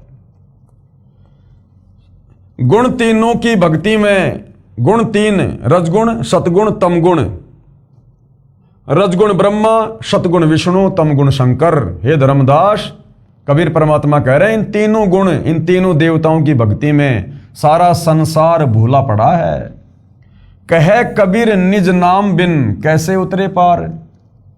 कबीर परमात्मा कह रहे हैं बिना वास्तविक नाम के, जिस नाम से मोक्ष होगा, वापस सतलोक जाओगे, उस वास्तविक नाम के बिना, जिसका जिक्र गीता अध्याय 17 श्लोक 23 में है, ओम तत् सत इति निर्देशे ब्रह्मणे त्रिविध समर्थे। कहते हैं जब तक वो ओम तत् सत वाला जो ओरिजिनल नाम है, जो गीता जी में संकेत में लिखा हुआ है, उसको तत्वदर्शी संत ही खोल के बताएगा। जब तक वो नाम तत्वदर्शी संत से नहीं मिलेगा तब तक जीव आत्मा की मुक्ति नहीं हो सकती। कैसे उतरे पार, पार उतरना यानी सतलोक चले जाना। तो गुरुदेव भगवान हमें कितने बढ़िया तरीके से सरलार्थ करके परमेश्वर ने लिख कर समझाया है। देखिएगा, उपरोक्त अमृतवाणी में, जो अमृतवाणी अभी हमने कबीर परमेश्वर जी की ये पढ़ी है, उपरोक्त अमृतवाणी में परमेश्वर कबीर साहिब जी अपने निजी सेवक श्री धर्मदास साहिब जी को कह रहे हैं कि धर्मदास, ये सर्व संसार तत्व ज्ञान के अभाव से विचलित है। किसी को पूर्ण मोक्ष मार्ग तथा पूर्ण सृष्टि रचना का ज्ञान नहीं है। इसलिए मैं आपको मेरे द्वारा रची सृष्टि की कथा सुनाता हूं, क्योंकि उस परमेश्वर कबीर के द्वारा रची गई सृष्टि की कहानी वो परमात्मा स्वयं ही सुना सकता है, दूसरा कोई नहीं बता सकता। बुद्धिमान व्यक्ति तो तुरंत समझ जाएंगे, परंतु जो सर्व परमाणु को देखकर भी नहीं मानेंगे। यानी अब आगे आपको जो अमृतवाणी आपने पढ़ी है सृष्टि रचना को लेकर, जो सत्य कथा, अमर कथा, ये सारी बातें आपको हिंदुओं के धर्मशास्त्रों में लिखी हुई बताएंगे। तो कबीर परमेश्वर ने कहा कि धर्मदास, अगर आंखों सारे प्रमाण देखकर भी कोई नहीं मानेगा, वो तो मूर्ख प्राणी है, वो तो काल का गुलाम है। और जो सारे प्रमाण देकर स्वीकार कर लेगा, समझ लेना वो भक्ति का अधिकारी जीव है। परंतु जो सारे प्रमाणों को देखकर भी नहीं मानेंगे, वे तो नादान प्राणी, काल प्रभाव से प्रभावित है, वे भक्ति योग्य नहीं हैं। अब मैं बताता हूं तीनों भगवानों ब्रह्मा जी, विष्णु जी तथा शिव जी की उत्पत्ति कैसे हुई, यानी इनका जन्म कैसे हुआ। इनकी माता जी तो अष्टंगी यानी दुर्गा है, माँ अष्टंगी, पिता निरंजन, तथा इनका पिता ज्योति निरंजन है। इसका नाम ज्योति निरंजन क्यों पड़ा? जब परमात्मा ने सतलोक में इसको अंडे से उत्पन्न किया तो उस समय इसमें ज्योति थी, इसमें वो प्रकाश निकला, नूर था इसका भी, जिस कारण से इसको ज्योति निरंजन नाम दिया गया। तो इनका जो पिता है वो कौन है? ज्योति निरंजन, ये ब्रह्म, ये काल। पहले ब्रह्म की उत्पत्ति अंडे से हुई, फिर दुर्गा की उत्पत्ति हुई। दुर्गा के रूप पर आसक्त होकर काल ब्रह्म ने गलती यानी छेड़छाड़ की, जिसको दुराचार की संज्ञा दी गई है। तब दुर्गा को और क्या कहते हैं? प्रकृति। दुर्गा का और क्या नाम है? प्रकृति। हमारे ही पुराणों में, देवी पुराण में दुर्गा का अन्य नाम है अष्टंगी, आदि माया और प्रकृति, शिवा। गीता अध्याय 14 श्लोक नंबर 3 और 5 में ये गीता ज्ञानदाता काल ब्रह्म दुर्गा को क्या कह रहा है? प्रकृति, यानी मैं अपनी प्रकृति के गर्भ में बीज स्थापित करता हूं जिससे सबकी उत्पत्ति होती है। ने इसके पेट में शरण ली, यानी दुर्गा ने, प्रकृति ने इसके पेट में शरण ली। जब सतलोक में ये छेड़छाड़ करने की कोशिश कर रहा था तो दुर्गा ने सूक्ष्म रूप बनाकर इसके पेट में शरण ली। और परमात्मा कह रहे हैं मैं वहां गया जहां ज्योति निरंजन काल था, तब भवानी को ब्रह्म यानी ज्योति निरंजन के पेट से निकालकर 21 ब्रह्मांड समेत 16 संकोश की दूरी पर भेज दिया। ज्योति निरंजन यानी धर्मराज ने प्रकृति देवी यानी दुर्गा के साथ भोग विलास किया। इन दोनों के सहयोग से यानी पति पत्नी व्यवहार से तीनों गुणों श्री ब्रह्मा जी, श्री विष्णु जी तथा श्री शिव जी की उत्पत्ति हुई।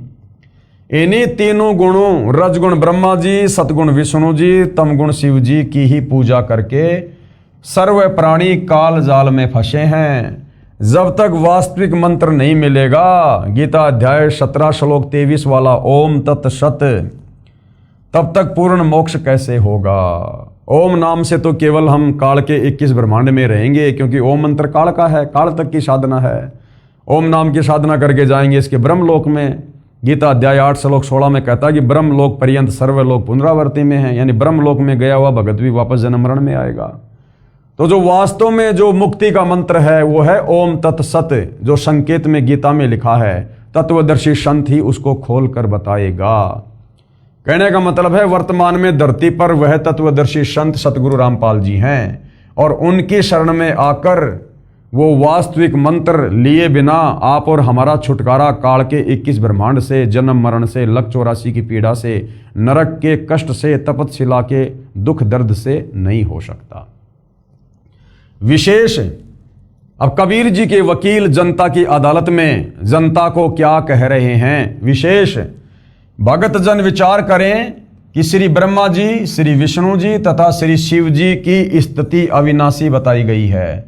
यानी श्री कृष्ण जी उर्फ विष्णु जी के वकील जनता की अदालत में हमारे हिंदू धर्म गुरु, वो श्री ब्रह्मा विष्णु महेश को अविनाशी कह रहे थे कि हमारे धर्मशास्त्रों में लिखा है, गीता में लिखा है कि ये तीनों देवता ब्रह्मा विष्णु महेश ये अजरो अमर है, अविनाशी हैं, इनके कोई माता पिता नहीं है। जबकि कबीर परमेश्वर जी की वाणी सिद्ध कर रही है, आगे जिसका समर्थन हमारे धर्म ग्रंथ भी करेंगे। तो क्या कह रहे हैं कबीर जी के वकील सतगुरु रामपाल जी। भगत जन विचार करें कि श्री ब्रह्मा जी, श्री विष्णु जी तथा श्री शिव जी की स्थिति अविनाशी बताई गई है। सर्व हिंदू समाज अभी तक तीनों परमात्माओं को अजर अमर व जन्म मृत्यु रहित मानते रहे कि ये तो अजर अमर है, कभी मरते नहीं है, इनका कोई जन्म मरण नहीं होता ब्रह्मा विष्णु महेश का। जबकि ये तीनों नाशवान हैं, इन तीनों का नाश होता है, ये जन्मते भी हैं और मरते भी हैं। इनके जो पिता हैं वो काल रूपी ये ब्रह्म है तथा माता दुर्गा यानी प्रकृति, जिसको अष्टंगी भी कहते हैं। जैसा आपने पहले उन प्रमाणों में पढ़ा, क्योंकि पहले इसी पुस्तक में सारे प्रमाण देवी पुराण से दिखा दिए गए हैं कि तीनों देवताओं की माता है दुर्गा और इनका पिता है काल ब्रह्म। श्री देवी पुराण 3 स्कंद पेज नंबर 123 और 24। ये ज्ञान अपने शास्त्रों में भी विद्यमान है, परंतु हिंदू समाज के ये कलयुगी गुरुओं, ऋषियों, संतों को ज्ञान नहीं।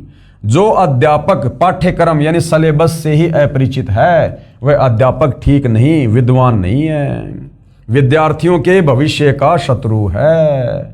इसी प्रकार जिन धर्मगुरुओं को अभी तक ये नहीं पता कि श्री ब्रह्मा, श्री विष्णु तथा श्री शिव के माता पिता कौन है, तो वे गुरु, ऋषि, संत ज्ञानहीन हैं। उनको हिंदू धर्म के सिलेबस का ज्ञान नहीं है, शास्त्रों का ज्ञान नहीं है, जिस कारण से सर्व भगत समाज को शास्त्र विरुद्ध ज्ञान यानी लोकवेद अर्थात दंत कथा सुनाकर, यानी हमारे धर्म ग्रंथों में भक्ति और भगवान पूजा पाठ के बारे में क्या लिखा है उसके विपरीत जो भक्ति करवाई जाती है उसको लोकवेद और दंत कथा और शास्त्र विरुद्ध कहा जाता है।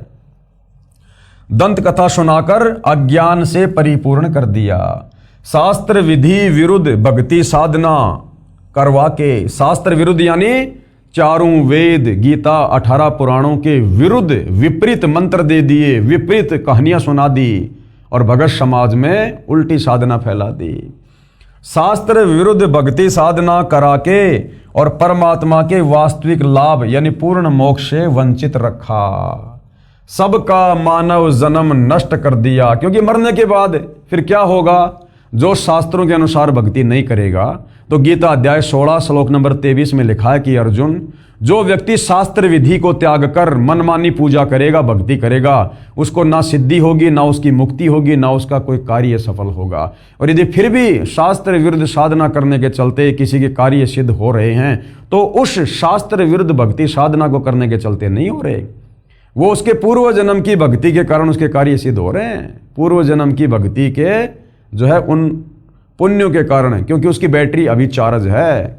जिस प्रकार आप जी ने बैटरी को चार्ज कर लिया, उसके बाद आप उसका लाइट से कनेक्शन हटा दो, इन्वर्टर से कनेक्शन हटा दो, फिर भी बैटरी अपना काम करेगी जब तक उसकी क्षमता है, उसमें चार्ज है। लेकिन आगे फिर चार्ज खत्म होने के बाद, क्योंकि वो लाइट में नहीं लगी हुई है, जिस कारण से सारी सुविधा बंद होगी। तो वर्तमान में किसी भी धर्म गुरु के पास में वास्तविक जो साधना है उसका वो कनेक्शन नहीं है। उल्टी साधना बता रहे हैं कि हम आपको जो नाम दे रहे हैं उससे मोक्ष होगा, मुक्ति होगी, यही नाम है। और बेचारे भोले भाले श्रद्धालु, उनको क्या पता कि हमारे गुरुजन क्या बता रहे हैं। वो उनकी बातों पर विश्वास कर लेते हैं कि गुरुजी बता रहे होंगे, सही बता रहे होंगे, गुरुजी तो विद्वान है, पढ़े लिखे हैं, धर्मगुरु हैं, बड़ी बड़ी दाढ़ी है। तो बेचारे लग जाते हैं गुरु को बहुत बड़ा विद्वान मानकर। और गुरु ने उनको क्या कर रखा है? गुरु ने उनको शास्त्र विरुद्ध साधना दे रखी है। अब जब तक उनकी वो पिछले जन्मों की बैटरी चलती है, तब तक तो गुरुजी के वहां जाते हैं, आते हैं, सेवा करते हैं कि हाई गुरुजी की वजह से लाभ हो रहे हैं, भाई गुरुजी के आशीर्वाद फल रहा है, गुरुजी ने जो भक्ति बता दी, जो मंत्र बता दिए, वो काम कर रहा है। और वही भक्ति, वही मंत्र करते करते अन्य लोगों की दुर्गति हो रही है। क्योंकि जिनकी दुर्गति होनी शुरू हो गई, उनकी बैटरी पिछले जन्म वाली डिस्चार्ज हो गई, गुरुजी के पास में चार्जर है नहीं। तो इस बात को बेचारा श्रद्धालु जल्दी से समझ नहीं पाता है। इस बात को समझाने के लिए स्वयं कबीर भगवान धरती पर तत्वदर्शी संत के रूप में आता है। शास्त्र विरुद्ध भक्ति साधना करवा के परमात्मा के वास्तविक लाभ, यानी परमात्मा से असल में क्या लाभ मिलता है, मोक्ष वाला, उससे वंचित रखा। सबका मानव जन्म नष्ट कर दिया। यानी मनुष्य जन्म कितना अनमोल, कितना कीमती। मानव जन्म दुर्लभ है, ये मिले न बारंबार। जैसे पेड़ से पत्ता टूट जाए फिर वापस नहीं लगता डार।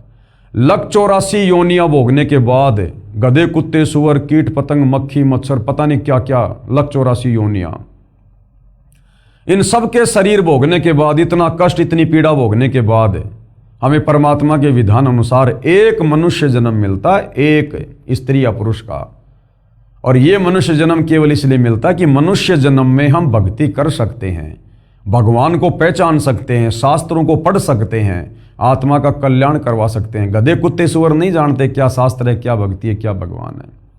क्योंकि वो कभी जब हमारी तरह मनुष्य थे, उन्होंने भी भक्ति सही नहीं की। मरने के बाद अपना कर्म भोग रहे हैं, 184 में चले गए वापस से। अब उन्हें नहीं पता क्या भक्ति है, क्या भगवान है। चाहे दिन रात उनके कान में ईयरफोन लगा के सुनाओ उनको सत्संग, उनको नहीं पता। तो इसी प्रकार आप और हमें आज जो ये 184 योनि से भिन्न जो ये मनुष्य जन्म दिया है, परमात्मा ने अपने जैसा शरीर दिया है, उस नारायण ने जो ये नर दे दी हमें, ये केवल भगवान प्राप्ति के लिए, शास्त्र अनुकूल साधना करके यहां से पीछा छुड़वाने के लिए, काल के जाल से बाहर निकलने के लिए। और यदि इस शरीर से हमने तत्वदर्शी संत को गुरु धारण करके यदि हमने शास्त्र अनुकूल साधना नहीं की और मोक्ष नहीं हुआ, तो हमारा मानव जन्म बर्बाद हो जाएगा, नष्ट हो जाएगा, व्यर्थ हो जाएगा। और फिर हम लंबे समय के लिए 184 योनि में, नरक में चले जाएंगे। तो इतना अनमोल मनुष्य जन्म इन नादान धर्म गुरुओं ने कुछ अपने अहंकार के चलते, कुछ अपने स्वार्थ के चलते और बाकी तत्व ज्ञानहीनता के चलते सदियों से परमात्मा चाहने वाली आत्माओं के नष्ट करवा दिए। और हमारा भी नष्ट होने की दिशा में ही जा रहा था। ये तो भला हुआ जो कबीर परमेश्वर सतगुरु रामपाल जी के रूप में प्रकट होकर आप और हमें संभाल लिए। शास्त्र विरुद्ध भक्ति साधना करने के परमात्मा के वास्तविक लाभ, पूर्ण मोक्ष से वंचित रखा, सबका मानव जन्म नष्ट कर दिया। क्योंकि श्रीमद् भगवत गीता अध्याय 16 श्लोक 23-24 में यही प्रमाण है कि जो शास्त्र विधि त्याग कर, यानी शास्त्रों में जो भक्ति साधना जो करने को भगवान का आदेश है, उसको ना करके और ही राधे राधे श्याम मिला दे, हरे राम हरे कृष्णा, जय जय राम सीताराम, ओम नमः भागवते वासुदेवाय नमः, दुनिया भर के आडंबर, पाखंड, जंतर मंत्र, इस प्रकार की जो मनमुखी साधना है, जिसका गीता जी में, वेदों में कहीं कोई जिक्र नहीं है, उसको कहते हैं शास्त्र विरुद्ध साधना, मनमाना आचरण। तो गीता अध्याय 16 श्लोक 23 क्या कह रहा है कि जो शास्त्र विधि त्याग कर मनमाना आचरण और पूजा करता है उसे कोई लाभ नहीं होता है। पूर्ण परमात्मा कबीर जी ने 5 वर्ष की लीला में आयु में सन 1403 से ही सर्व शास्त्रों युक्त ज्ञान अपनी अमृतवाणी कबीर वाणी में बताना प्रारंभ किया, 650 साल पहले। परंतु उन अज्ञानी गुरुओं ने, वो संस्कृत में तो ज्ञानी थे लेकिन वो शास्त्रों को नहीं समझ पाए। तत्व ज्ञान के अभाव में संस्कृत के विद्वान होने के बाद भी वो अज्ञानी थे। परंतु उन अज्ञानी गुरुओं ने ये ज्ञान भगत समाज तक नहीं जाने दिया। ना तो हिंदू धर्म के अज्ञानी धर्म गुरुओं ने हिंदू समाज में शास्त्रों का वास्तविक ज्ञान जाने दिया जो कबीर परमात्मा जी बता रहे थे, ना मुसलमान धर्म के अज्ञानी मुल्ला मौलवियों ने, पीरों ने वो वास्तविक ज्ञान जो कुरान शरीफ में, कुरान मजीद में, तौरेत में, जबूर में, इंजिल में, हदीसों में लिखा हुआ था, उस कबीर परमेश्वर के बारे में, उस कबीर अल्लाह के बारे में। सूरत फुरकानी 25 आयत नंबर 52 से 59 में निर्णय ज्ञान है जो हजरत मोहम्मद को जिंदा बाबा के रूप में कबीर अल्लाह मिले थे। मुसलमानों का अल्लाह वास्तव में वो शैतान है, वो काल है जिसने गीता का ज्ञान दिया। वही काल, वही ब्रह्म श्री कुरान शरीफ की आयतों का ज्ञान दे रहा है। ये इस प्रकार से धोखा करता है, ये सबको उड़ जाके रखता है। तो मुसलमान जिसको अपना अल्लाह कहते हैं वास्तव में वो शैतान है, वो काल है। तो जिंदा बाबा के रूप में कबीर भगवान जैसे धर्मदास जी को मिले, इसी प्रकार हजरत मोहम्मद को भी मिले। उनको शतलोक दिखाया, वास्तविक वो कलमा दिया, वो मंत्र दिया जो आज आप और हमें प्राप्त है। लेकिन उसके बाद काल की जो है वो प्रेरणा से, काल के दबाव में उस कबीर भगवान वाली उस भक्ति को हजरत मोहम्मद ने छोड़ दिया और वही घिसी पिटी कुरान शरीफ वाली भक्ति करने लग गया। तो वो ज्ञान जो जिंदा बाबा के रूप में कबीर भगवान ने दिया था हजरत मोहम्मद को, वो ज्ञान कुरान शरीफ में सूरत फुरकान 25 आयत नंबर 52 से 59 में है। लेकिन उसको ना समझकर तत्व ज्ञान के अभाव में मुसलमान धर्म के धर्म गुरुओं ने भी मुसलमान समाज को भ्रमित किया और उन जो है कतेबों के विरुद्ध, कुरान शरीफ, कुरान मजीद के विरुद्ध ही ज्ञान दिया।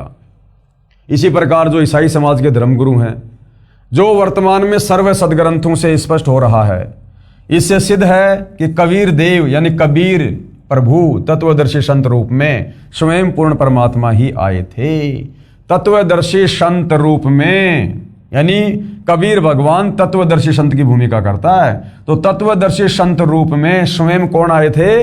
पूर्ण परमात्मा कबीर ही आए थे। तो आज तत्वदर्शी संत के रूप में कौन आए हुए हैं? स्वयं कबीर परमात्मा ही। क्योंकि सतलोक के बारे में, सृष्टि रचना के बारे में, इस काल के कर्म कुकर्मों के बारे में, शास्त्र अनुकूल साधना के बारे में, 21 ब्रह्मांड में तो किसी को ज्ञान नहीं है। ये काल किसी तक जानकारी जाने नहीं देता। चारों वेदों में केवल उस परमात्मा की जानकारी है लेकिन उसकी प्राप्ति का मंत्र नहीं है। प्राप्ति का मंत्र केवल ओम है, इस काल तक की साधना है। तो कैसे पता चलेगा? कैसे आत्मा सतलोक जाएंगी? कैसे मोक्ष होगा? उसके लिए कबीर भगवान खुद ही सतलोक से चलकर पृथ्वी पर आते हैं। उसके बाद देखिए भाई और बहनों, आगे आदरणीय गरीबदास साहिब जी की अमृतवाणी में सृष्टि रचना का प्रमाण। अभी आपने कबीर परमेश्वर जी की वाणी में सृष्टि रचना देखी। अब यही ज्ञान सेम टू सेम कबीर परमेश्वर जी ने 300 साल पहले जिंदा बाबा के रूप में गांव छुडानी, जिला झज्जर, हरियाणा में प्रकट होकर 10 वर्षीय बालक गरीबदास जी को बताया। गरीबदास जी की रुचि को देखकर परमात्मा उसके शरीर से आत्मा निकालकर सतलोक ले गए। सतलोक दिखाया, उसका ज्ञान योग खोला, नीचे के सर्व ब्रह्मांड दिखाए, काल बैठा हुआ दिखाया 21वें ब्रह्मांड में, दुर्गा का लोक दिखाया, ब्रह्मा विष्णु महेश के लोक दिखाए, धर्मराय का लोक दिखाया। उसके बाद उन्हें वापस उनके शरीर में छोड़ा और उसके बाद आदरणीय गरीबदास जी ने 24,000 वाणियों युक्त अमर ग्रंथ सदग्रंथ साहिब को लिखवाया, जिसको 5वां वेद सूक्ष्म वेद कहते हैं। तो सूक्ष्म वेद यानी गरीबदास जी की वाणी में भी सृष्टि रचना का ज्यों का त्यों प्रमाण है। आदि रमणी सदग्रंथ पेज नंबर 690 से 692 में, और क्या लिखा हुआ है देखिएगा। आदि रमणी अदली सारा और जा दिन होते धुंधुकारा। यानी जिस दिन जिस समय यहाँ ना कोई 21 ब्रह्मांड था, ना कोई लोक था, अंधकार ही अंधकार था, ये 21 ब्रह्मांड रूपी कोई सृष्टि नहीं थी, केवल वो अविनाशी लोक था, सतलोक था। सत्य पुरुष की न्या प्रकाशा, उसके बाद उस परमपिता परमेश्वर ने सृष्टि की। हम होते तकत कबीर खवाशा, तो लोग बोले फिर आप कहाँ थे उस समय जब सब कुछ अंधकार ही अंधकार था, कुछ ही नहीं था, तो फिर भाई गरीबदास जी आप कहाँ थे उस समय? तो गरीबदास जी कह रहे हैं हम होते तकत कबीर खवाशा, हम उस समय कबीर परमात्मा के लोक में, अमर लोक में हम उनके नौकर थे, हम उनके तकत के पास में थे, सिंहासन के पास में थे।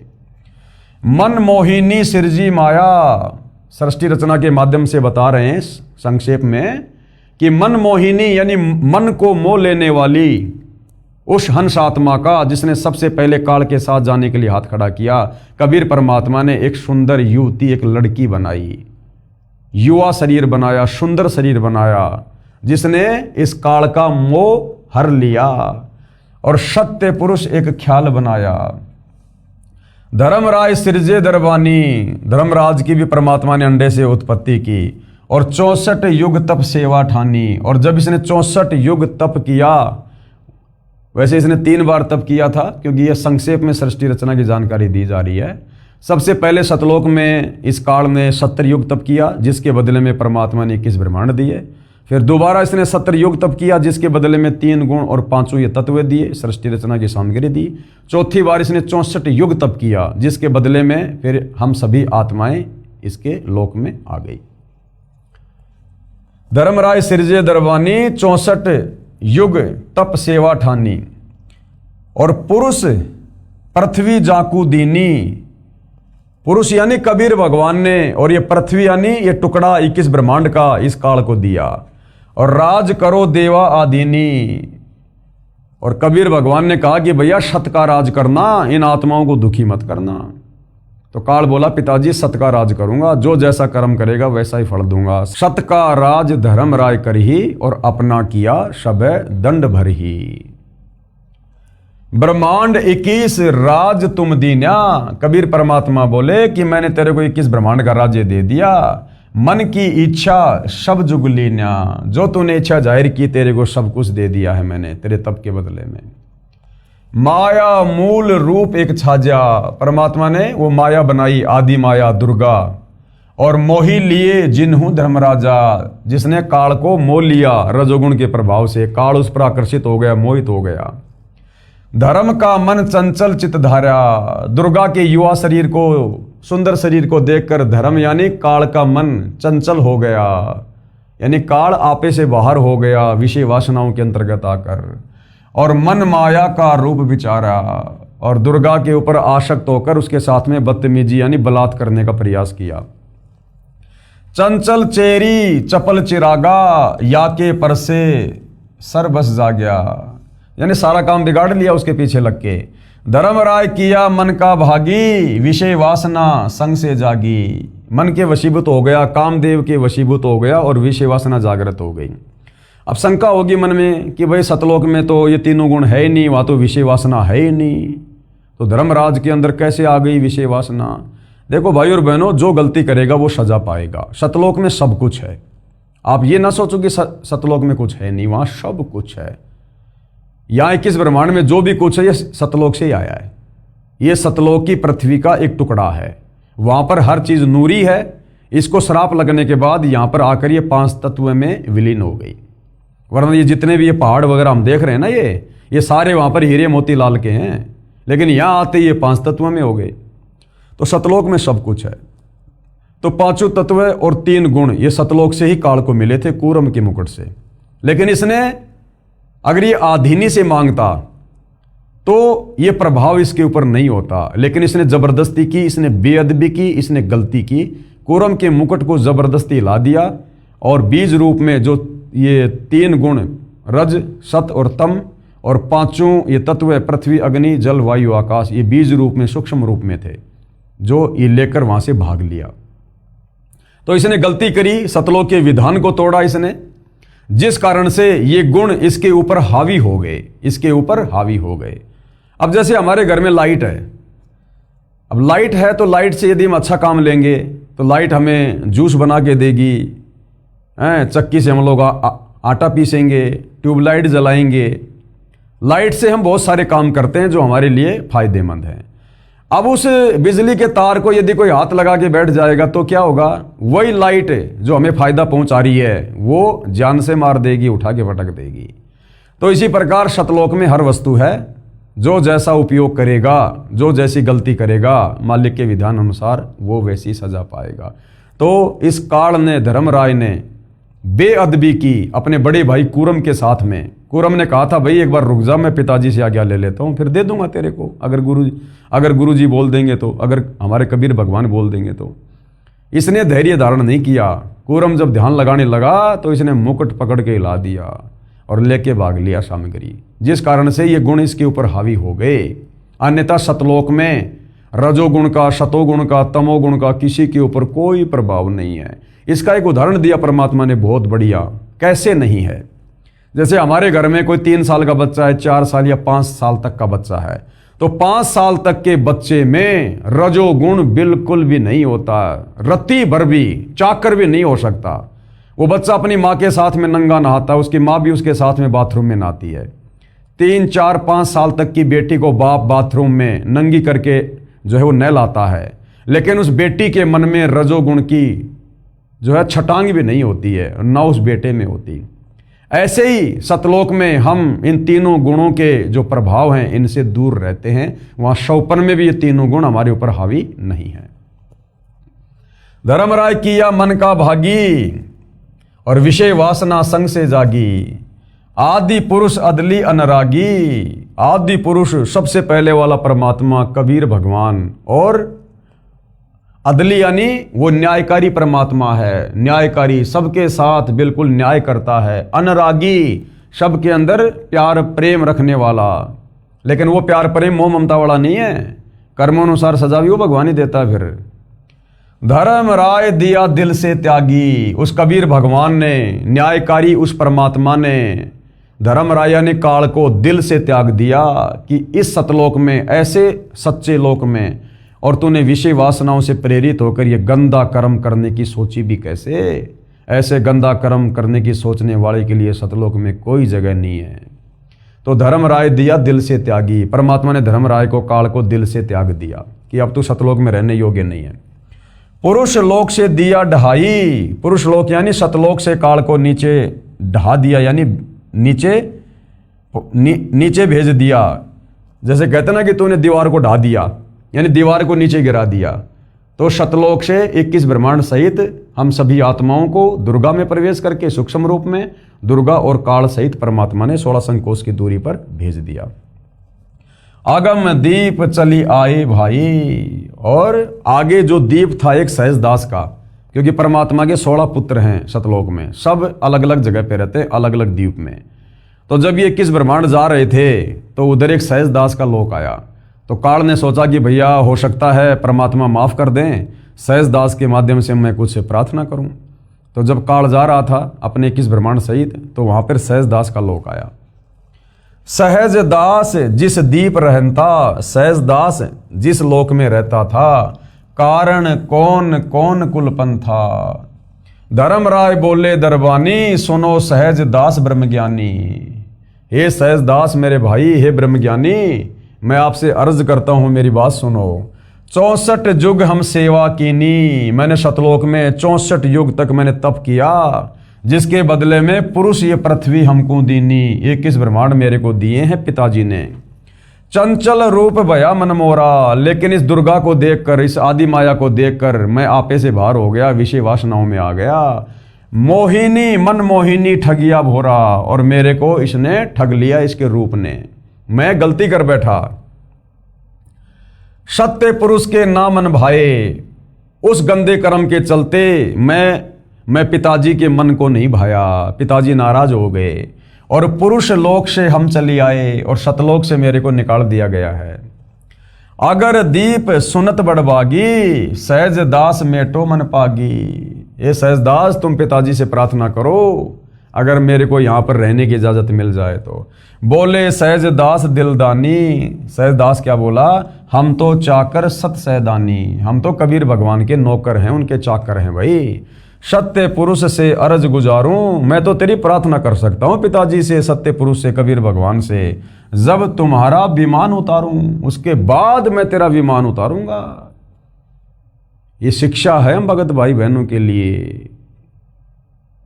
कोई भी भगत हमें भ्रमित करे, कुछ भी करे, अटपट सुनाए, कोई भी आदेश दे हमें गुरु जी की आड़ में, कुछ भी कहे, कोई भी हो, गुरु के निकट रहने वाला या गुरु से दूर रहने वाला, हमने अपने गुरु से पूछ कर ही कार्य करना है। गुरु के आदेश में रहकर ही चलना, वचन में रह के चलना हमने, सत्संग रूपी आदेश में, या जब तक गुरु धरती पर है। और यदि वो आदेश आपको किसी सत्संग में नहीं मिल रहा है तो फिर अपने गुरु जी से पूछो, उनसे आज्ञा लो। उसके बाद तो सहजदास क्या बोला, पहले मैं पिताजी से आज्ञा लूंगा भाई, जब तुम्हारा विमान उतारूं।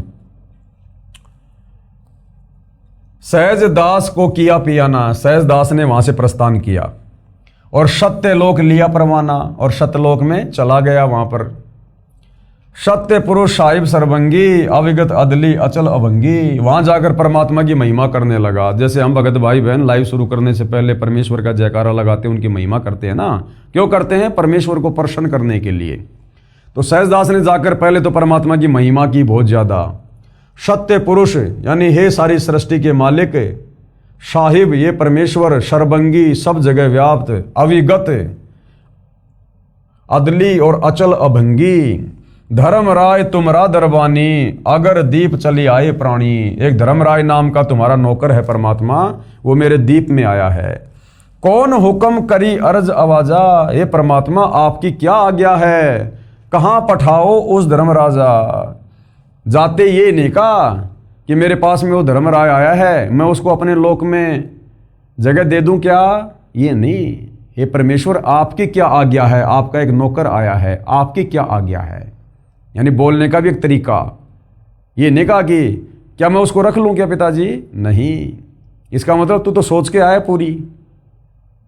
ये परमेश्वर आपकी क्या आज्ञा है, आपका एक नौकर आया है, वहां रहने की इजाजत मांग रहा है, आपकी क्या आज्ञा है दाता, जैसा आप कहोगे वैसा ही मैं करूंगा।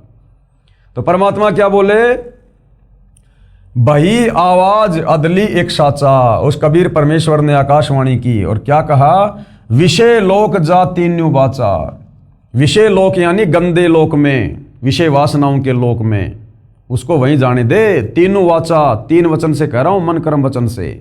उसको बिल्कुल भी मत रोकना, उसको जाने दे विषय वासनाओं के जाल में, क्योंकि कुबद उसी के मन में आई थी ना, तो भोगने दे उसे। सहज विमान चले अधिकाई। सहजदास ने इतनी बात सुनकर तुरंत वापस रफ्तार पकड़ ली, ज्यादा वाद विवाद नहीं किया कि परमात्मा दया कर दो, ना ना ना, बस आदेश हो गया तो हो गया, निकल ले। और छिन में अगर दीप चली आई, और तुरंत क्षण भर में और अपने लोक में वापस आ गया। यानी गुरु भाई और बहनों, पहली बात तो हमने गुरु के सामने ऐसी कोई बात बोलनी नहीं चाहिए, बिल्कुल भी अपने मुंह को बंद रखना चाहिए, क्योंकि सारी शंका गुरुजी के ज्ञान में, गुरुजी के सत्संग में समाप्त हो जाती है।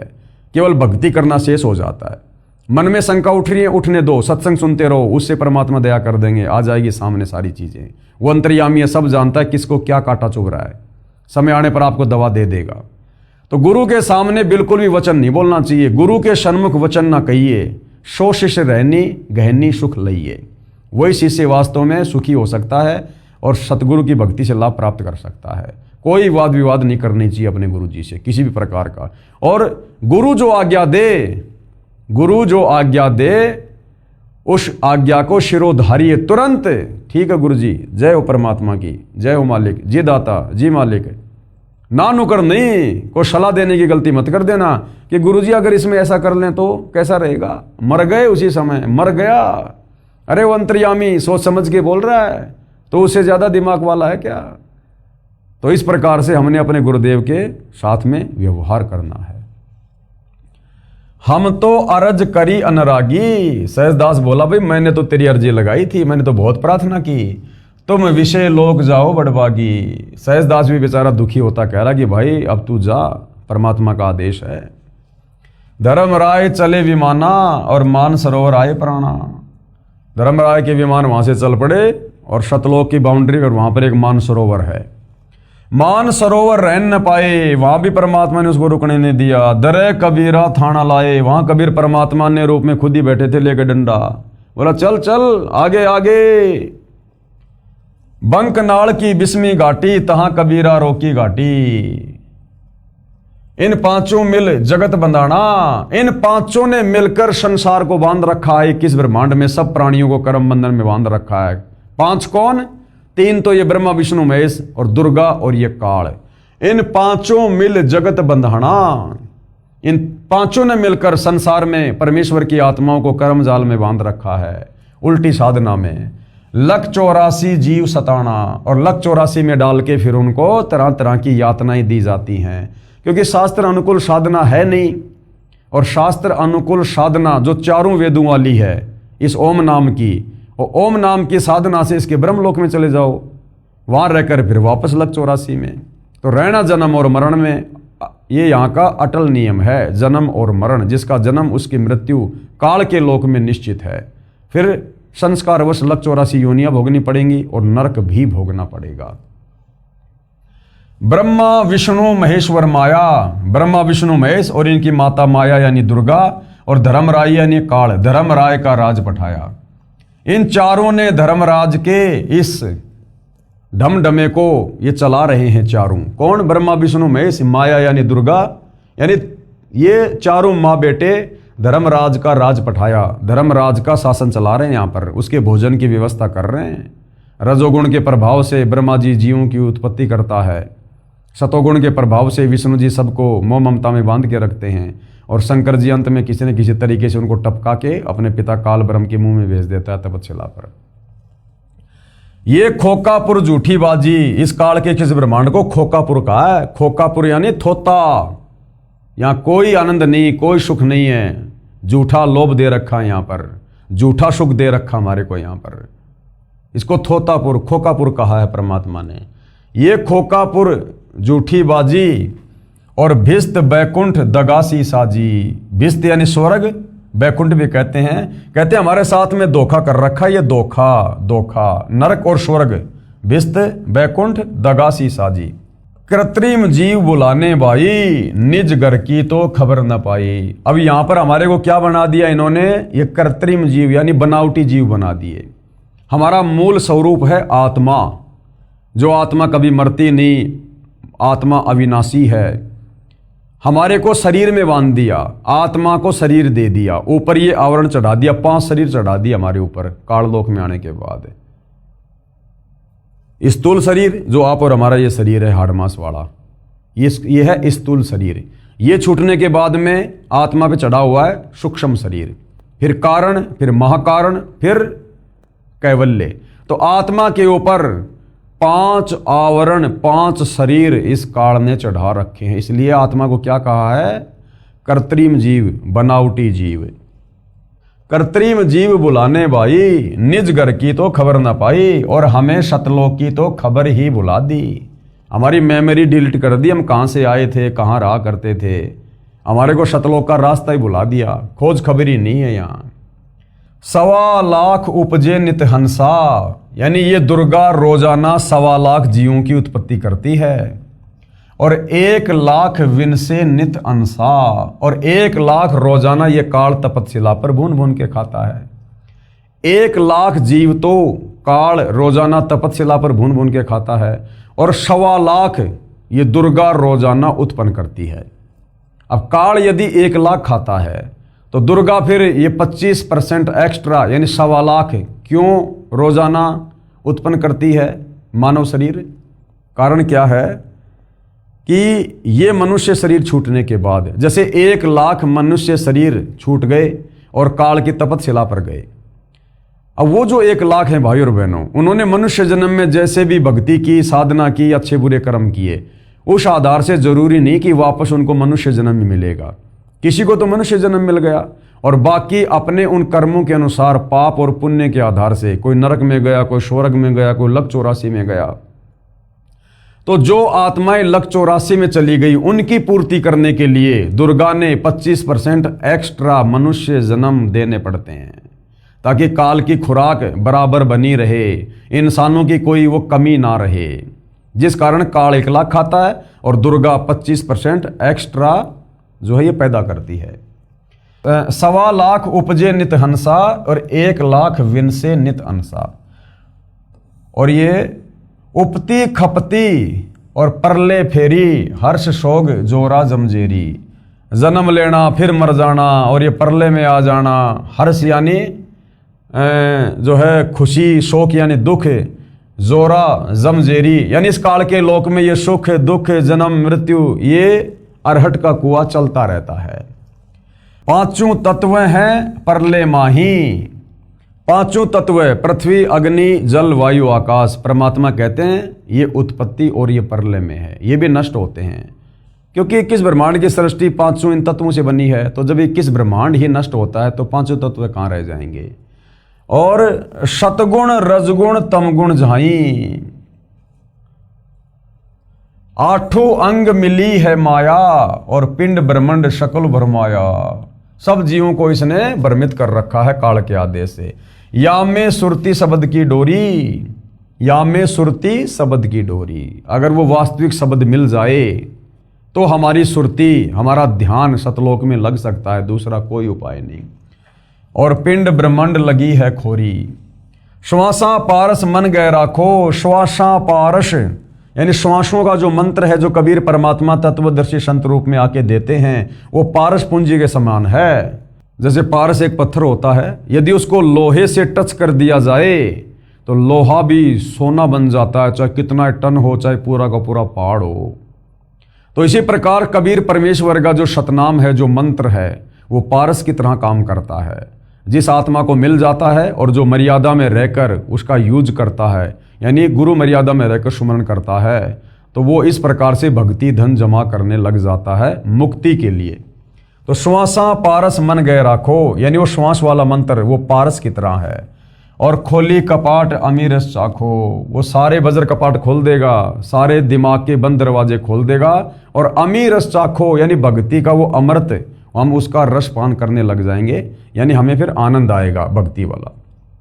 सुनाऊं हंस शब्द सुन दासा, आदरणीय गरीबदास जी कह रहे हैं सुनाऊं हंस शब्द सुन दासा और अगम दीप अग है बाशा, कि ये ज्ञान सुन तो मेरे से वास्तविक ज्ञान। अगम दीप है अगवाशा, कि तेरा जो ठिकाना है ना वो शतलोक है, वो अगम दीप, तू यहाँ का रहने वाला नहीं है 21 ब्रह्मांड का। भवसागर जमदंड समाना, इस भवसागर में काल के 21 ब्रह्मांड में तो तू केवल यहाँ पर काल के द्वारा जो है वो दंडित किया जा रहा है। धर्मराय का है तलबाना, 21 ब्रह्मांड में तो काल का धर्मराज का ही जो है ये फुरमान चलता है, आदेश चलता है। पांचों ऊपर पद की नगरी और बाट विहंगम बंकी डगरी। पांचों ऊपर, पांच कौन? ब्रह्मा विष्णु महेश दुर्गा और काल, इनके ऊपर वो पद की नगरी है, यानी शतलोक है। और बाट विहंगम बंकी डगरी, और वहां जाने का रास्ता बहुत टेढ़ा मेढ़ा है, बगैर तत्वदर्शी संत की शरण के वहां नहीं जा सकते। हमरा धर्म राय सुदावा भवसागर में जीव भरमावा, कबीर परमात्मा कहते हैं कि मेरा धर्मराज के साथ में एग्रीमेंट है, भवसागर में जीव भरमावा। हम तो कहें अगम की वाणी, हम तो सतलोक की बात बताते हैं, जहां अविगत अदली आप बिनानी, जहां वो सत्य पुरुष कबीर परमात्मा खुद बैठे हुए हैं। बंदी छोड़ हमारा नामम अजर अमर है अस्थिर ठामरम, हमारा नाम बंदी छोड़ है। बंदी छोड़ यानी काल के कर्म बंधनों से छुड़वा कर सतलोक ले जाने वाला। अजर अमर है अस्थिर ठामम, और मैं जहां रहता हूं वो जगह क्या है? अजर अमर है, सतलोक है, कभी विनाश में नहीं आता। अस्थिर यानी वो स्थायी रहता है, कभी विनाश में नहीं आता। ठाम यानी जगह, धाम, स्थान। जुगन जुगन हम कहते आए, यानी ये तत्व ज्ञान जीव आत्माओं को हम युगों युगों से समझा रहे हैं सतलोक जाने वाला। जम जोरा से हंस छुटाए, जम यानी काल, जोरा मानी ये मृत्यु, हमने इससे बहुत सारे भक्तों को छुटाया है। जो कोई माने शब्द हमारा, जो मेरे ज्ञान के ऊपर विश्वास कर लेता है, जो मेरे तत्व ज्ञान को स्वीकार कर लेता है, नाम ले लेता है और मर्यादा में रहकर भक्ति करता है, तो भव सागर नहीं भर में धारा, वो वापस इस काल के लोक में फिर नहीं आता है। जिस प्रकार गीता ज्ञानदाता काल ब्रह्म गीता अध्याय 18 श्लोक 62 में कह रहा कि अर्जुन तू सर्वभाव से उस परमेश्वर की शरण में जा, वहां जाने के बाद फिर प्राणी लौटकर वापस संसार में नहीं आता। या में सुरती शब्द का लेखा। अब इसमें सबसे महत्व क्या है, मर्यादा में रहकर सुरती लगाकर, जैसे प्रथम जो मंत्र हमें देते हैं गुरुदेव, तो गुरुदेव कहते हैं कि मंत्र अपना असल में काम उस समय करेगा जब तुम सुरती, नृत्य और मन के साथ जाप करोगे। फिर हमें सतनाम मिलता है श्वास का, वो अपना वास्तविक नाम उस समय काम करेगा जब सुरती, नृत्य, मन और पवन से हम उसका सुमरण करेंगे। फिर हमें सार नाम, सार शब्द मिलता है, वो अपना काम उस समय करेगा जब हम चिंतन मनन करेंगे, अपने गुरु को ही परमेश्वर मानकर भक्ति में लीन रहेंगे संसार से हटकर। या में सुरती शब्द का लेखा, तन अंदर मन और कहो कीन देखा।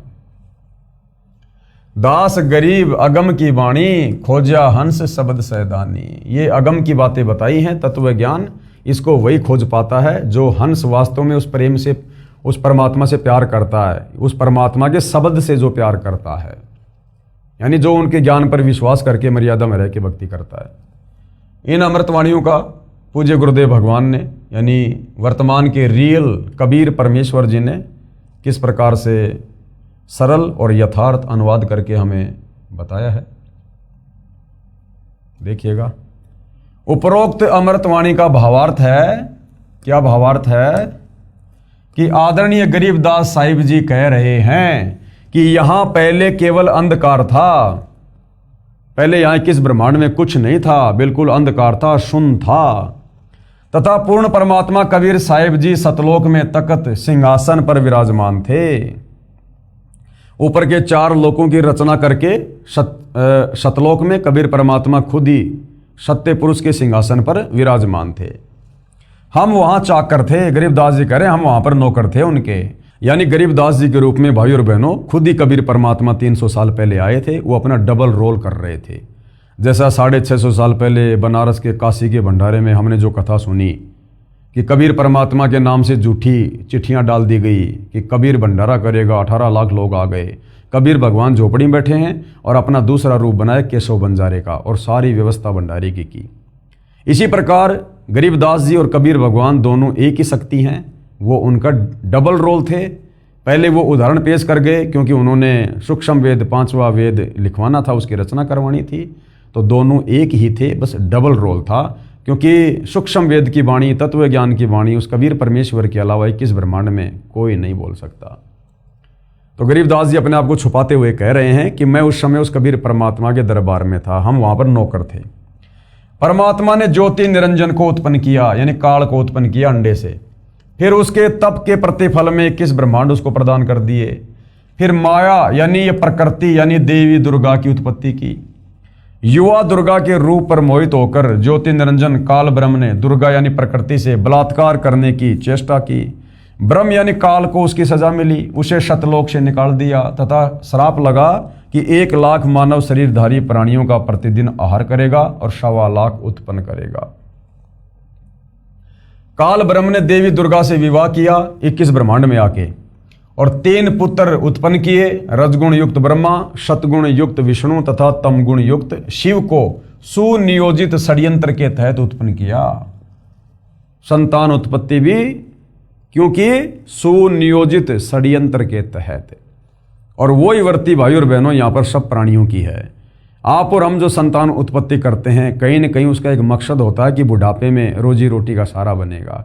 तो काल ने भी 3 पुत्रों की उत्पत्ति अपनी रोजी रोटी के लिए की थी। ब्रह्मा जी को रजोगुण से युक्त कर दिया, विष्णु जी को शतोगुण से, शंकर जी को तमोगुण से, अपने भोजन के लिए। काल ब्रह्म ने अपने आहार के लिए अपने 3 पुत्रों से उत्पत्ति, स्थिति तथा संहार कार्य करवाता है। इस षड्यंत्र की पोल परम अक्षर ब्रह्म यानी सत्य पुरुष जी ने पृथ्वी पर आकर खोली। कबीर भगवान ने 4 युगों में आके सतयुग, त्रेता, द्वापर और कलयुग में आकर इस षड्यंत्र की पोल खोली, और आज सतगुरु रामपाल जी के नाम से आकर इस षड्यंत्र की महापोल खोल रहे हैं।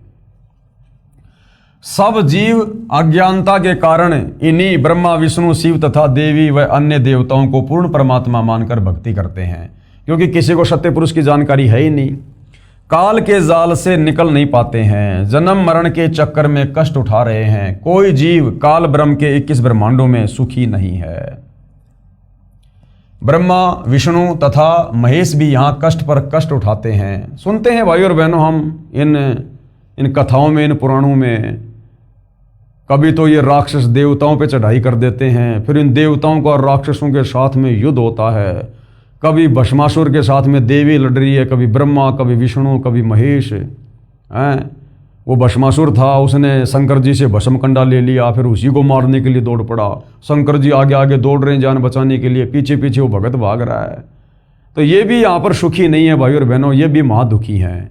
फिर ये नीचे जो अवतार धारण करके आते हैं, जैसे नारद ने विष्णु जी को श्राप दे दिया, जिनको हम भगवान कहते हैं। अरे भगवान पे कोई श्राप लगता है क्या? लेकिन ये भगवान नहीं थे। तो नारद जी ने, जो ब्रह्मा जी का बेटा है, उसने अपने चाचा विष्णु जी को श्राप दे दिया, और उस श्राप को भोगने के लिए विष्णु जी धरती पर रामचंद्र रूप में आए। पूरी जिंदगी यहाँ पर दुखी रहे। 14 साल का वनवास, औरत को रावण उठा ले गया, सेना इकट्ठी करके रावण को मार के अपनी स्त्री वापस लाया। वापस लाने के बाद में सीता जी को जंगल में निकाल दिया। खुद कहाँ बैठा है, बाल बच्चे कहाँ है, वो आदमी कभी सुखी हो सकता है? अंत में दुखी होकर सरयू नदी में आत्महत्या करनी पड़ी, जिसको लोग जल समाधि कहते हैं। ऐसे श्री कृष्ण जी आए हैं, जन्म लेते ही मामा उसका दुश्मन हो गया। थोड़ा सा बड़ा हुआ तो कभी पूतना मारने आ रही है, कभी काल्यावन, कभी जरासिंध, कभी शिशुपाल, कभी चानोर, कभी केसी। बेचारा दुखी रहा। फिर महाभारत का युद्ध हो गया, 56 करोड़ यादव मर गए, श्री कृष्ण जी का खानदान नष्ट हो गया। अंत में उसके पैर में बालिया नाम के शिकारी ने, जो त्रेता युग में जो बाली वाली आत्मा थी, राम ने उसको धोखे से मारा था। द्वापर में उसका बदला देना पड़ा। उस बाली वाली आत्मा ने द्वापर में बालिया बनकर श्री कृष्ण जी के पैर में जहरीला तीर मारा, तड़प तड़प के मरा। तो ये देवता गण भी, ये ब्रह्मा विष्णु महेश भी काल के लोक में सुखी नहीं हैं। ब्रह्मा विष्णु महेश भी यहाँ कष्ट पर कष्ट उठाते हैं। इसी पुस्तक के पेज नंबर 43 पर लगी श्री देवी पुराण के प्रथम स्कंद के अध्याय 4 की फोटोकॉपी में श्री विष्णु जी ने ब्रह्मा जी से कहा कि मैं सदा तप करने में लगा रहता हूँ। तप से सिद्धि शक्ति प्राप्त करके, यानी बैटरी चार्ज करके, फिर राक्षसों से युद्ध करता रहता हूँ। जनता को दुख देने वाले दानवों को मारता हूँ, यानी उनके विकराल शरीरों को शांत करता हूँ। कभी सौभाग्य से समय मिला तो लक्ष्मी के साथ सुखपूर्वक समय व्यतीत करता हूँ, नहीं तो तप करके इन देवताओं के साथ युद्ध ही करता रहता हूँ। इस प्रकरण से सिद्ध हो जाता है कि यहाँ सर्व प्राणी जन्म मृत्यु का कष्ट उठा रहे हैं। यदि कोई पूर्ण परमात्मा का वास्तविक शब्द, सच्चा नाम, जाप मंत्र हमारे से प्राप्त करेगा, कौन कहते हैं? गरीबदास जी, यानी तत्वदर्शी संत से, उसको काल की बंद से, यानी बंधनों से छुड़वा देंगे। हमारा बंदी छोड़ नाम है। आदरणीय गरीबदास जी अपने गुरु व प्रभु कबीर जी के आधार पर यह कह रहे हैं कि सच्चे मंत्र अर्थात सतनाम व सार शब्द की प्राप्ति कर लो, पूर्ण मोक्ष हो जाएगा। नहीं तो नकली नाम देने वाले, शास्त्र विरुद्ध ज्ञान बताने वाले संतों व महंतों की मीठी मीठी बातों में फंसकर शास्त्र विधि रहित साधना करके काल जाल में रह जाओगे, फिर कष्ट पर कष्ट उठाओगे। इस विषय में गरीबदास जी क्या कहते हैं? गरीबदास जी महाराज की वाणी, माया आदि निरंजन भाई और अपने जाए आपे खाई। माया आदि निरंजन भाई, ये माया यानी दुर्गा और ये निरंजन यानी काल, ये दोनों अपने जाए आपे खाई। अपने द्वारा पैदा किए गए इन पुत्रों को ये खुद ही खाते हैं, खुद ही। एक सत्संग में गुरुदेव ने बताया, ये काल तो खाता है तपस्या पर, ये दुर्गा भी खाती है। उदाहरण दिया गुरुदेव ने कि जैसे घर में अगर कोई मीट बनाता है या कोई और वस्तु बनाता है तो वो औरत भी खाती है। तो ये दुर्गा भी काल के साथ बराबर का साथ दे रही है, ये भी इन जीवों का भक्षण करती है। ये आदि माया निरंजन भाई अपने जाए आपे खाई। ब्रह्मा विष्णु महेश्वर चेला, ओम सोहम का है खेला। शिखर शून्य में धर्म अन्यायी। शिखर शून्य यानी 21वें ब्रह्मांड में ऊपर ब्रह्मलोक में ये धर्मराज अन्यायी रहता है। काल जिन शक्ति डायन महल पठाई, जिसने यहाँ पर अपनी पत्नी दुर्गा को सबके बीच में भेज रखा है अपने भोजन की व्यवस्था के लिए। 21 ब्रह्मांड में काल के आदेश से ब्रह्मा विष्णु महेश के द्वारा दुर्गा सारा सब कुछ ये करवा रही है। लाख गरासे नित उठ दूती।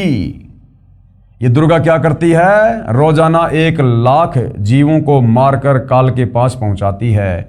और माया आदि तकत की कुत्ती, इसको कबीर परमेश्वर के दरबार की क्या कहा है? कुत्ती यानी नौकरानी है ये उस कबीर भगवान के दरबार की, जो गलती करके यहां आ गई। सवा लाख घड़िए नित भांडे, रोजाना सवा लाख जीवों की उत्पत्ति करती है भांडे यानी शरीर। और हंसा उत्पत्ति प्रलय डांडे, ये तीनों चेला बटपारी, सिरजे पुरुषा सिरजे नारी। ये तीनों चेला, ये ब्रह्मा विष्णु महेश, ये भी ठग बताए। सिरजे पुरुषा सिरजे नारी, अपने बाप के भोजन के लिए स्त्री और पुरुषों की उत्पत्ति करते हैं।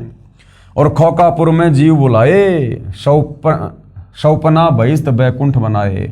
खोकापुर में जीव बुलाए, 21 ब्रह्मांड के प्राणियों को शास्त्र विरुद्ध साधना में लगाकर भ्रमित कर दिया, और फिर कभी नरक में कभी स्वर्ग में उनको भेजते रहते हैं। यो अरहट का कुआ लोई, या गढ़बंध्या है सब कोई। ये 21 ब्रह्मांड अरहट का कुआ है, और इसके बंधन में हर कोई बंधा हुआ है। कीड़ी यानी चींटी, कुंजर यानी हाथी, और अवतारा यानी ब्रह्मा विष्णु महेश भी अवतार रूप में। अरहट डोरी बंधे कई बारा, यानी चींटी से लेकर हाथी और ये ब्रह्मा विष्णु महेश तक भी अवतार रूप में आकर अरहट की डोरी से बंध चुके हैं, जन्म मरण के चक्कर में रहते हैं ये। अरब अलील इंद्र हैं भाई, अरहट डोरी बंधे सब आई। अरब अलील बार तेरे इंद्र, जो देवताओं का राजा है, ये भी बार बार जन्म और मरण में आ चुका है।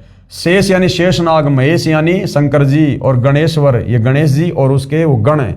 ताही अरहट डोरी बंधे सब आही, यानी 21 ब्रह्मांड में कोई नहीं बचा है। जितने भी गण हैं, जितने भी देवता हैं, ब्रह्मा विष्णु महेश हैं, देवताओं का राजा इंद्र है, 33 करोड़ देव हैं, 9 नाथ 84 सिद्ध हैं, जितने भी हैं सब यहाँ पर जन्म और मरण में अरहट की डोरी से बंधे हुए हैं। शुक्रादिक और ब्रह्मादिक देवा, शुक्रादिक यानी सुखदेव जैसे ऋषि, और ब्रह्मादिक यानी ब्रह्मा विष्णु महेश। अरहट डोरी बंधे सब खेवा, कोटिक करता फिरता देखा, अरहट डोरी कहूँ सुन लेखा।